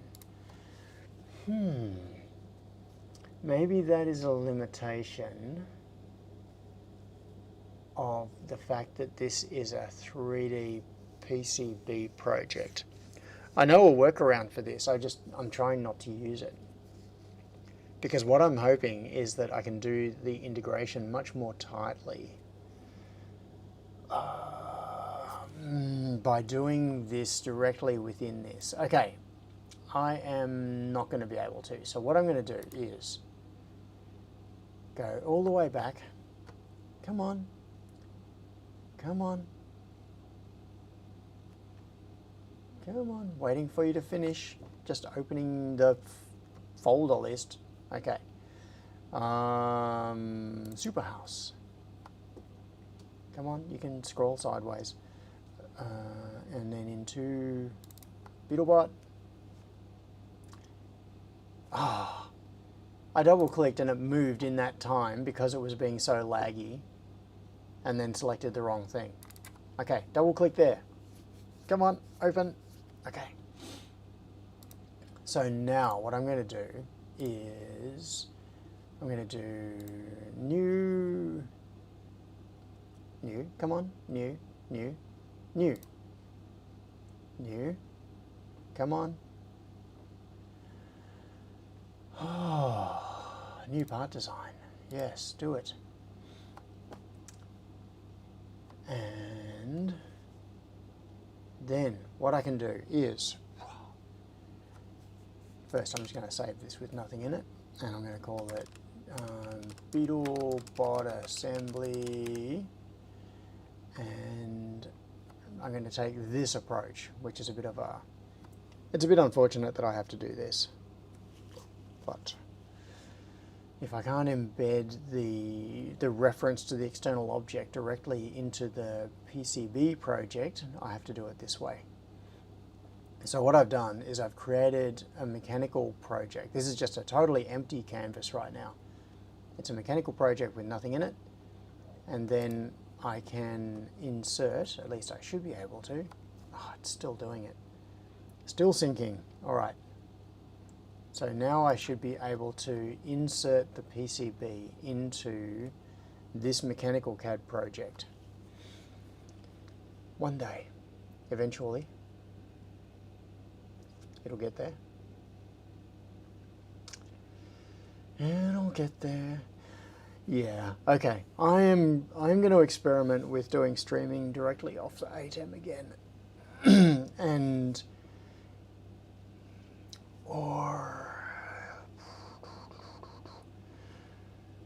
or run OBS on a different computer. The reason I say that is right now I am staring at a couple of little Ubuntu machines that are sitting on my desk just to my left. Whew. I have, yeah, they're not bad. They're like, one of them's a Core i5, one's an i7 with SSDs. They've both got Ubuntu installed on them, I think. Oh, yeah, this is, okay, insert into current design. Do it. Stick it in. Create new assembly, yes. Active design can't contain components. Convert to assembly. That'll do. I don't care. I don't care about your restrictions, just do what I told you to do. Okay, so yes, I'm going to leave that at the origin point with the 0, 0 on the origin. And then, all right, now I'm going to finally come all the way back to here Oh, this is one of the reasons that I hate animations in UI. I know some people like them because they say it's an affordance that gives you visual feedback and context, etc. But the problem is that if it takes you multiple frames to go from menu open to menu closed or vice versa, each of those frames has to be rendered, and yeah. What am I doing? What was I looking for? Miscellaneous parts, that's right, I was looking for the DC motor. See, it's rendering frames to animate opening and closing this menu, which is totally useless. It should just, from one frame to the next frame, open or closed. None of this sliding sideways garbage. Okay, D for DC motor. Insert into current design. Here we go. Finally we can do this. So, calculating. There we go. Okay. Oh, why is the origin like that? Why? Why is this model on an angle? That means that I've got to... Oh, okay. I think the model was designed on that angle, but I don't know why. And the screwy thing now is that my movement axes are at an angle relative to my plane. Oh, so annoying. Okay. I think it might have been like that in the original model. Let's see, where was the original model? It was in, yeah, it was in here. No, it doesn't look like it. It looks straight there. Can't really tell from the renders and things. I mean, it looks straight there. So why was it at a 15 or 20 degree angle or whatever, 15 degree angle? Very annoying. Okay, so now I have to make a decision. Which way do I want these motors to hang? See, so now I can't move it parallel to that other plane unless I do some jiggery pokery annoying stuff. So I can have the motors hang behind the wheel. These wheels are too far forward at the moment. They need to go back a little bit. So more like there, maybe a little bit more. So one of the things that doesn't feel quite right about the LoliBot design is that the motors stick forward from the wheels, which really does put a lot of mass towards the front. And one of the things that we're thinking about for this bot, in fact, this is a very important design constraint. One of the things that we want to do in the future is add an arm to the front of this bot. That arm is going to move a lot of mass towards the front.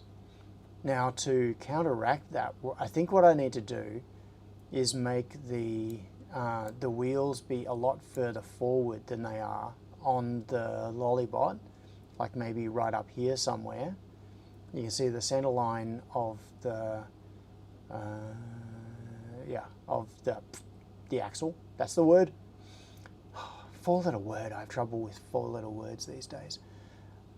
The center line of the axle is a long way forward. It's at like it's 3/4 of the way towards the front, whereas on the LoliBot, it's just forward of the center line, which means that on the LoliBot, if you want to spin on the spot, so the center of rotation on a skid steer is the midpoint between the two, the center of the two drive surfaces, whatever they might be, either tracks or wheels.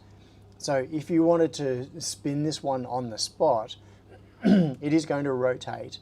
If you think of a vertical line through here, it is going to rotate on this point right here, which means this back part, its At John tail. Dasquith said, "Can you not counterbalance the swing arm?" Yeah, okay, so I'll get back to the swing arm in a second. So the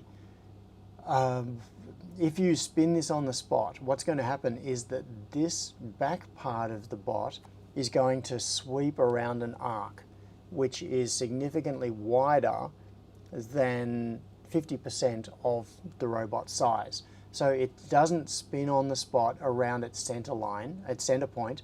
It spins on the spot around this point forward of the center line. And that means that it could bash sideways into things. Essentially, you could sideswipe things while trying to turn around. So if you think about something like a Roomba, like a vacuum robot, they are very deliberately designed to be circular and to have the drive wheels on the center line so they can rotate within their own geometry. They don't rotate and swing out wide, whereas this is going to swing out wide at the back. I don't think this is actually a problem, I'm just pointing it out. And this is a difference in the geometry of the way this and the LoliBot would work, because the LoliBot has its center line, has the center line of the axles much closer to the center line of the robot.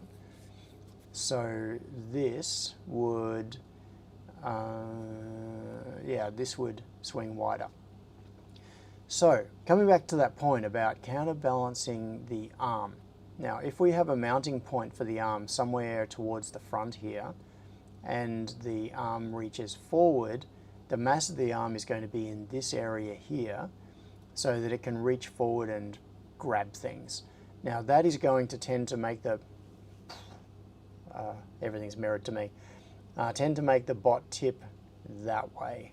So this side coming down and raise this. So what I need to do is make sure that there is a reasonable amount of mass towards the back here to counterbalance whatever is going on up the front here, which is all still theoretical at the moment. We don't know what form it's going to take. We don't know how it's going to work. So it's, yeah, it's all guesses. I'm going to move that in slightly, I think. Now, part of the reason for doing this, it's -5. Let's make it -3. Yeah. Part of the reason for doing this is to figure out all the mounting locations for things like motors, which then, so there are certain mechanical constraints which are going to be hard constraints when it comes to laying out the electronics. I'm going to have a certain space that I can work within to put this circuit on the PCB. I should have mentioned, the structure of this robot is a PCB.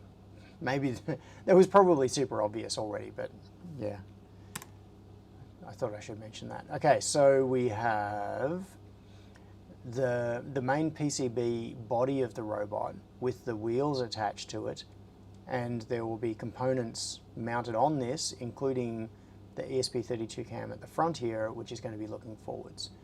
So there will need to be some kind of a mount for that.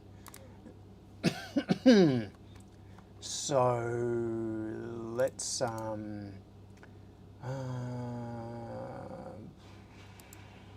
yeah, let's make a copy of this. And If you set it up like a telehandler, the arm could mount towards the back, and much of its mass would be closer to the center and reduce its variability. Ooh, okay.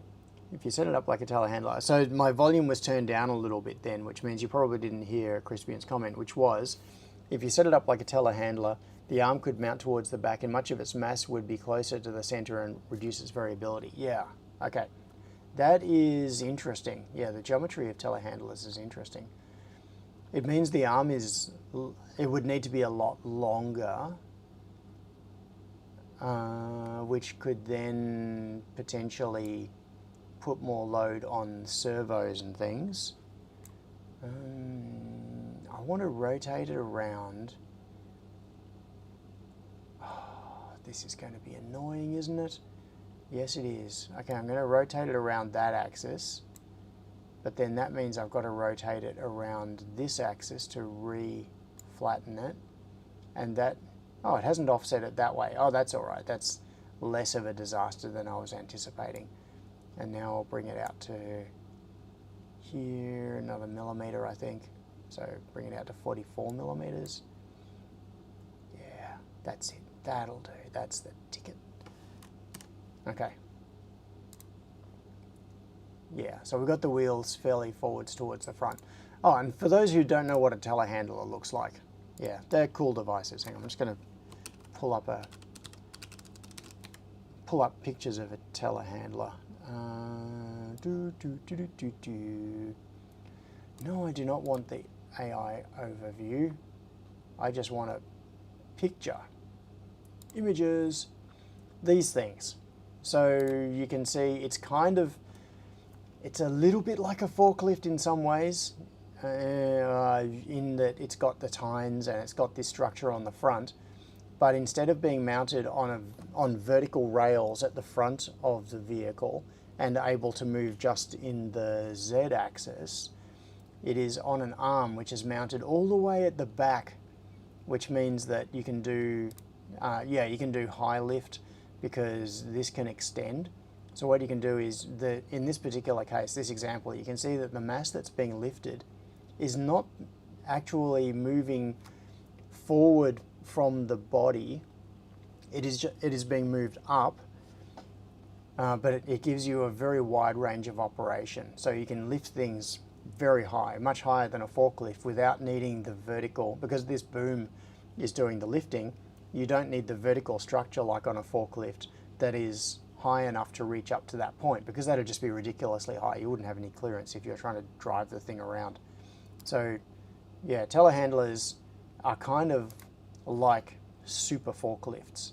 They're very flexible. So yeah, Crispian's observation is interesting. We could make it kind of like a telehandler structure where there is an arm which is mounted with a pivot point at the back, and a mechanism to lift it like a servo or something. If the thing is that if we did this with a servo mounted sideways with the arm attached to it, the length here puts a lot of load on the joint way back here. In this particular case, you can see there's a hydraulic piston which is doing the lifting, and the lift point is forward of the pivot point. So the pivot point is back here, the lift point is up here, whereas with a servo, if we attach directly to it, the pivot point is like the rotation, the point where the force is being applied. So yeah, it's that's a really interesting thought, Crispian. I hadn't actually thought of a telehandler as a geometry or as a model for how to do this. But that is quite a cool idea. Yeah. Oh, Wagonlane says, what if the arm was like a boom, then put the batteries on the other end of the boom?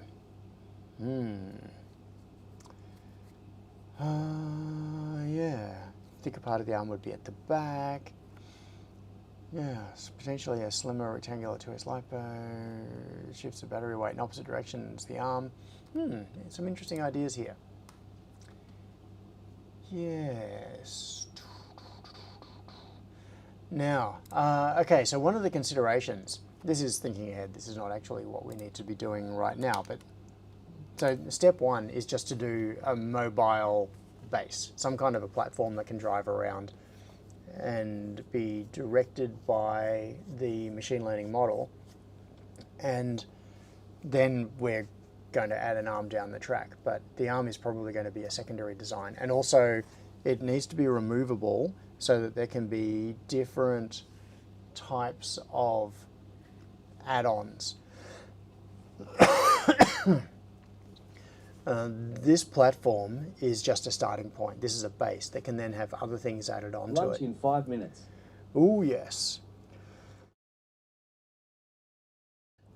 For me, I think it's going to be pass out in 5 minutes. Yeah, I'm awake. So there's going to be some kind of a mounting adapter on here to allow different things to go on. Now, the different things that go on, the obvious first thing is an arm. but maybe you want to add something else. Maybe you want to stick a LiDAR unit on it, or maybe a different arm design. So you might have, so one thing that Andy and I were talking about was having an electromagnet on the end of the arm. So instead of having a gripper, you have an electromagnet so that you could drive around and pick things up and then put them down and turn the magnet off. And I think having that arm interchangeable is going to be really interesting because people can come up with new designs. One thing that I'm really intrigued about is organic gripper designs that use things like how do I describe this? Okay, a balloon with rice in it, and then you use a vacuum pump in order to cause it to conform around an object. And it's something that I've seen done, but I've never done it myself. And I find it a really intriguing design because if you have something like a little robot like this and you want it to pick up uneven shaped objects, trying to direct a gripper can be tricky because you need to understand the geometry of the object that you're picking up, where its center of mass is, where you can find opposing faces so that you can grip them. And if those opposing faces aren't directly parallel, like say they're skewed, and you try to grip it, it can scoot the thing out. Or if you grip it, like you've got a cube and you come in at the wrong angle and try to grip it, it can scoot out. Picking things up is harder than you would think. So one of the things that I've been really intrigued about is the idea of some kind of an organic gripper, which is basically like an amorphous blob. You can have an object which is on a surface and you want to pick it up. You have your amorphous blob and you just lay it over the top of the object. And in the example I'm thinking of, the amorphous blob is a balloon with rice in it. And the weight of the rice causes it to sink down and sort of form itself to some extent over the object that you want to pick up. Then you suck the air out of it, and that causes the balloon to contract, and it contracts around the object. Then you can pick it up. And then when you want to release it, you just release the vacuum, air comes back in, it relaxes, and the object is released. So, I just think it's a really interesting area for experimentation. And I do not want to constrain the base to be only functional with one particular gripper design. It needs to be set up in such a way that it's interchangeable and people can come up with their own ideas. And a big goal of this, something that Andy and I have talked about and is a throwback to previous projects, is this needs to be Lego compatible. We want to, if you have this base, we want it to be possible to build add-ons out of Lego. And so what we've been talking about is the mounting base for the gripper could just be Lego. And then if you want to build a gripper, then you put a matching piece of Lego into the bottom of it, or you 3D print a structure that clips onto the Lego and you just pop it on. And if you want to change it, pop it off. But if you want to make something using Lego mechanical structure, this just becomes a base for driving the Lego around. Oh, and he said, John's point about picking things up in uncertain circumstances is one of the reasons to explore vision, language, action, VLA models. Yes, yes, that's right. I'm really excited about this project. I think this is really cool. And when I say this project, what I'm actually talking about is not this little chassis. This little chassis that I'm just messing around with now is only one little part of it. What I'm talking about really is the bigger picture project that Andy is championing and spearheading, which is the integration of robotics, so physical actuation and sensing, etc., with machine learning. And that is something that he has been working on for a long time and done some really interesting things with.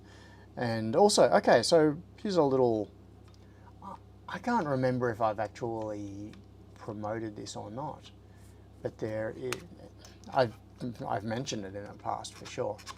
Andy's AI Machine Learning Robotics, or AMR group, which meets monthly.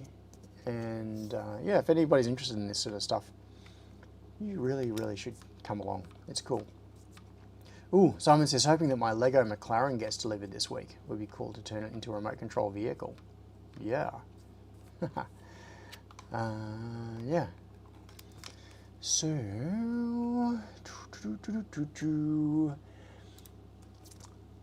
yes, kind of like what's happening with Vic, where my goal is to be a fast follower. I am being amused, entertained, educated, and edified, all simultaneously by Andy's work on the AI, ML, and robotics stuff that he does, which is very cool. So, this. Okay, what next for this? Now, I am curious to see. So this is an assembly. We have the PCB design here. We have, as a mechanical CAD project, we've got the PCB design here as an electronics layout. We've got the schematic, which is total garbage right now. It's not in any way, shape, or form related to what we actually want on here. I need to, in fact, what is this? USB hub. Yeah, USB hub. Who needs a USB hub? Let's get rid of that. Yoink. And so that leaves us with a bit of a voltage regulator, which I'm going to have a quick look at. Is that really what I want? Probably not, because we need to look at the whole power management side of this. We're going to need a battery on this. I'm thinking of a 2S LiPo to go on here, but I've just got to figure out the capacity and the geometry based on the mechanical constraints. So we're going to need battery charging, power management, like we're going to need a fuel gauge for it so that the microcontroller can tell how much power the battery has. The battery is going to need to run the motors. So we have this situation where we have the big, nasty, electrically noisy DC motors are going to be running off the same battery as the microcontroller. And we can't allow the electrical noise from the motors to screw up the MCU. So that's going to be a consideration. So power management on this is actually going to be a bit of a thing. Now what I'm probably going to do is just throw in a couple of H-bridge motor drivers in here. In fact, what I'm going to do is I'm going to move the power onto sheet 1. And the only reason that I'm retaining sheet 1 is that it's got the project info block here, which is also totally wrong. Let's fix that. Beetlebot. Yeah, other stuff needs fixing as well. So let's make this first sheet called power, and I'm going to have to add in charge management and various other things. This sheet, yeah, I'm just gonna skeleton out some of this at the moment. So let's make another sheet down here. Oh, come on, I clicked you. Stop lagging. New. Yes. Okay. Now. Another sheet down here. I'm just stubbing out how I think. Oh, stop with the lagging. There. Okay. I've right-clicked. I'm waiting. Okay. Description. Let's just call this one MCU, and we're going to call this sheet motor drivers. That'll do. I've got to decide what motor drivers to use. I mean, my default would be just go DRV8871 or something. Like, they're cheap, they're simple, they're a known thing, they're rated to a couple of amps, so they are totally adequate for this job. I'm gonna get rid of that. So let's I really shouldn't be starting this now. Motor drivers. What have I got? Yeah, like a 8871, that'll do. Let's throw a couple of those on there. Left and right motor drivers. And the rest of those can be set up later. Micro is going to have to be thought about. So the micro, in fact, this is probably going to end up being 2 micros after some experiments. So at the moment, Andy is experimenting with doing a hot glue version of this. And, oh yeah, that's what I should do, is your face, Pete. Your face. Waking Light says, robot changes its own battery like driving through a car wash. Yeah, we should have charging. Like, we should do some Qi wireless charging on it so that it can drive over a charging pad. I have, yeah, I've done a bit of work with wireless charging actually. I actually went a long way, I messed around a lot with wireless charging for the truck curtain project, even though we ended up abandoning it because the wireless charging just, it was not really suitable for pushing through many, many amps of power. It did work, but it got stinking hot.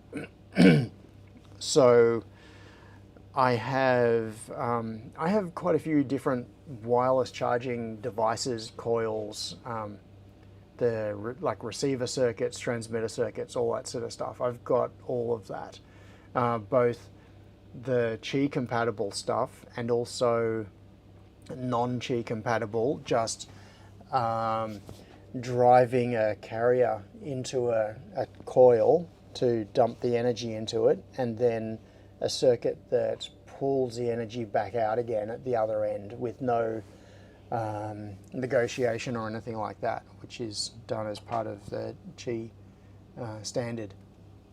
So yeah, so what I should do is stick a wireless charging coil underneath, like maybe under the center somewhere, so that it can drive over a charging dock and just stop there for a while and then drive off. I think that would be a cool thing.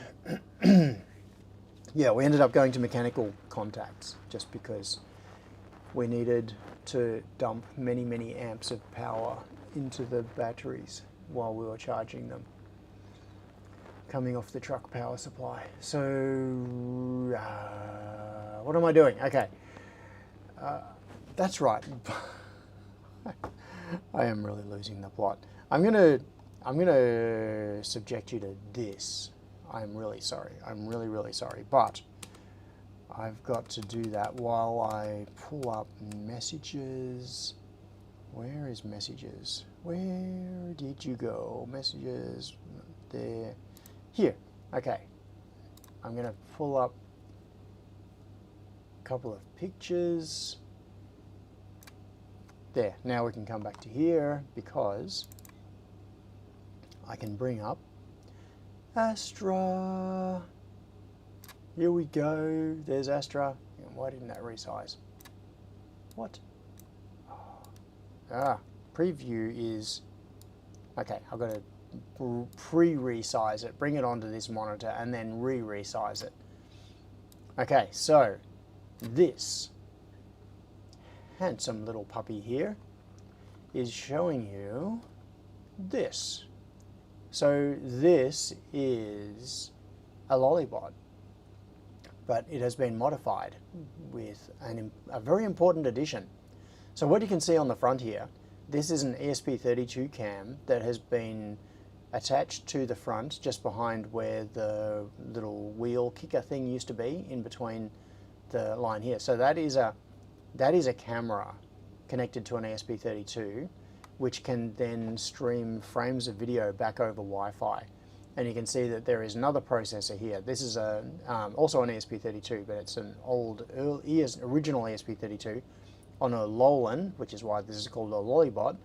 That is the one that drives the H-bridges. In fact, you can see an H-bridge. That right there, that is the H-bridge which drives this motor. And there's another one obscured on the other side. It's symmetrical.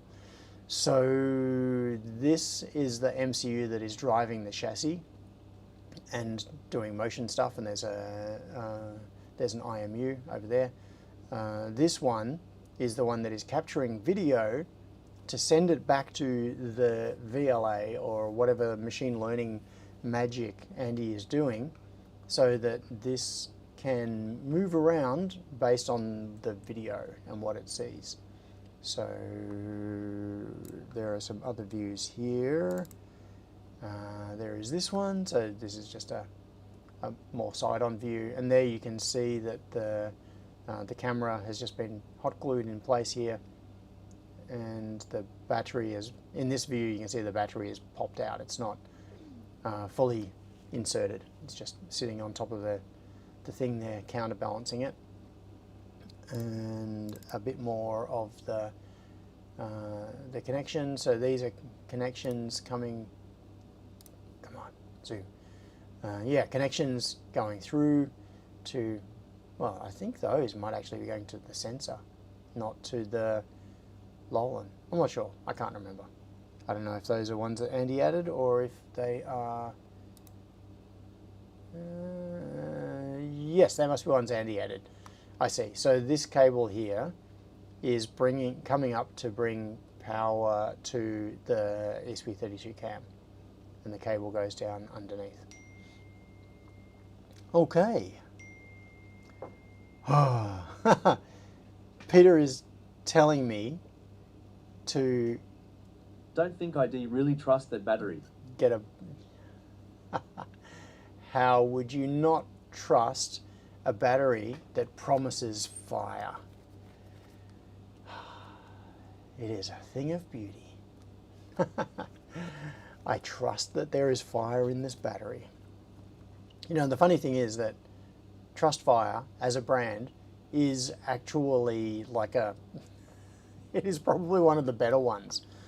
If you're going to buy batteries, Trustfire batteries are decent as far as I remember. Yeah, so Peter is telling me to go and get a burrito.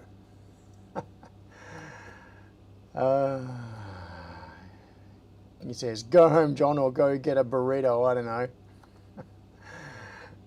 Yeah, I should take his advice. I really should. Brain broken. Brain broken. Have we done anything today? I don't remember. Kind of looks like we have. It's something. We have a vague outline. We do not yet have any mechanical or electrical on the PCB. Oh, actually, this is way out of date. What I should do is, yeah, PCB out of date. I'm going to pull that to there. Boop. Pull that, and that means most of this part should disappear. Oh, I'm glad someone did. So the parts should disappear in a second once it finishes syncing off the schematic update where I deleted those parts. We should see a couple of H-bridges appear as well. Here we go, re-rendering. And now you can see that there are two new H-bridges that have appeared over there, and the power supply circuit is still there, but the rest of it's been deleted. Okay, so I'm just going to save that like that. And then we're going to come across, oh, come on. Okay, then we're going to come across to the mechanical assembly, which will be out of date because the PCB has changed. So I'm just going to sync the assembly and we'll get the updated PCB, and then I'll save that, and then we'll be in a reasonable state. Shockingly, surprisingly, we're in a state where we've got a base laid out, we've got the wheels approximately where they need to be, we've got the skeleton of the schematic that needs some stuff filled in, and a totally incomplete PCB design. But that's alright. Alright. And save that. Save, save, save. Come on, I've clicked enter. It probably didn't even see that keystroke because it was lagging so much.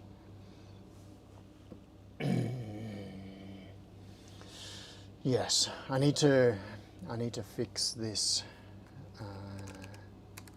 I need to fix this. This. It's only 54% now. 53%. Yeah, I need to fix that. It goes up depending on how much movement there is on screen. Okay. I am going to fall asleep in my chair. I think I'm going to end the stream and just sit here and pass out. So, we kind of did a thing, I think. We kind of did a thing. Mr. Fixer says, gotta go, I'm installing a new electrical panel in the shop today, more power. Yeah. Okay.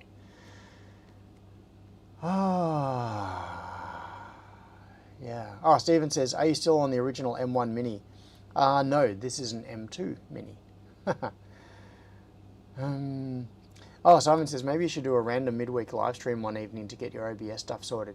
Yeah, that's actually a good idea. Like, what I could do is, because I don't want to pollute regular streams, I could do just a random stream at an odd time, which is not doing anything useful other than screwing around with the ATEM and the streaming setup and making sure that everything is working. That, Simon, I think is probably a good idea. Preferences upload in progress. All right. What are you doing here?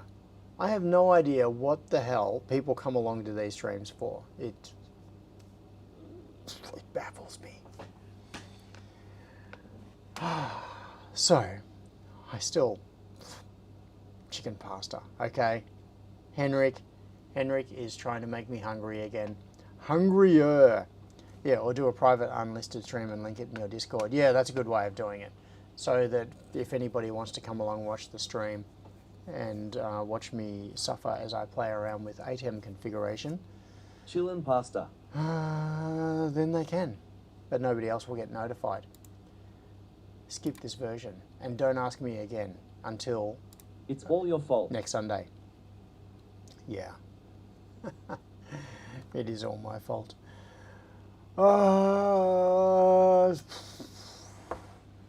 Thank you for hanging in there. Thank you for coming to the stream of randomness, and I hope you have a fantastic week. It'll be, I think, another couple of weeks until I do more RepRap Micron stuff. But if you are in Melbourne next weekend, come to the barbecue. superhouse.tv/barbecue for the details. And we can hang out in person. And also, there will be RepRap Micron stuff that you can look at. I've got the Pika that I printed, the one that turns out to not be stable enough. But it is an awesome assembly. It's really, really cool. So you can see that in person. You can see the Axis drivers in person. Hang on, what did Wagon Load say?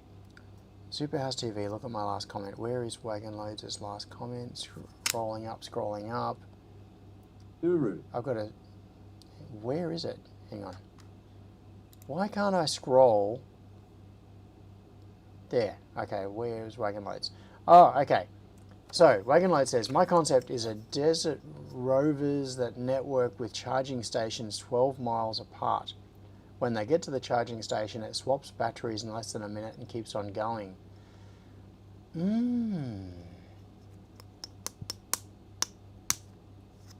Okay. So you need some kind of a mechanical structure that is going to be like a quick release mechanism for the battery. You also need to keep the rover, or maybe you don't. Where my brain was going was you need to keep the rover powered while the battery is being replaced so that it can keep doing the battery replacement process. So Chicken maybe it pasta doesn't need burgers to. with lettuce sauce, AMD mayonnaise. Stop doing that to me, Henrik. Hungry. Or the recharging dock itself could have its own process that handles it. So the rover goes onto the dock and is mechanically locked in place, for example. And then the dock itself has a processor and it's got solar panels, it's got a replacement battery plus whatever battery was dropped off previously that has been charged in the meantime. And so it could then power down the rover. The battery would have to disconnect. Maybe it would have pogo pins or something as its power connections. So the battery would need to disconnect, new one added in place, and then the rover powered up again so that it could then drive off. That is a really, really interesting idea. Sounds quite challenging. Deluxe pizza. Still going. Stephen says, take a look at the vMix software instead of OBS too. I've never heard of vMix. vMix. I was in the process of saying goodbye and now I'm chasing squirrels again. vMix live video streaming software. It better not be Windows only because if it is useless to me. What does... Oh, for your Windows PC. Yeah, okay. This... Download free trial, purchase from $50 a month. So it's $50 a month for doing this, and it looks like it is Windows only. Yeah, that's no use. I don't have a Windows machine. I have never in my Hacksmith life... Industries, look their video about security where they made a drone that can charge on dock. Oh, okay, yeah. Oh, yeah. I've seen drones that that can land on a charging dock and recharge. In fact, I won't say too much about it, but Andy was working on a project like that quite some years ago. Many years ago now. I gotta go. I'm just sitting here spouting gibberish now. And because I said I'm spouting gibberish, goodbye. Come back, come along next Sunday to the live stream, to the barbecue. I will feed you sausages. Uru, again. That is a good thing. I think it is. I'll feed you sausages, or I'll feed you chicken, or I'll feed you salad, or something. I will feed you something. So, thanks for coming, and I will see you next week. Bye.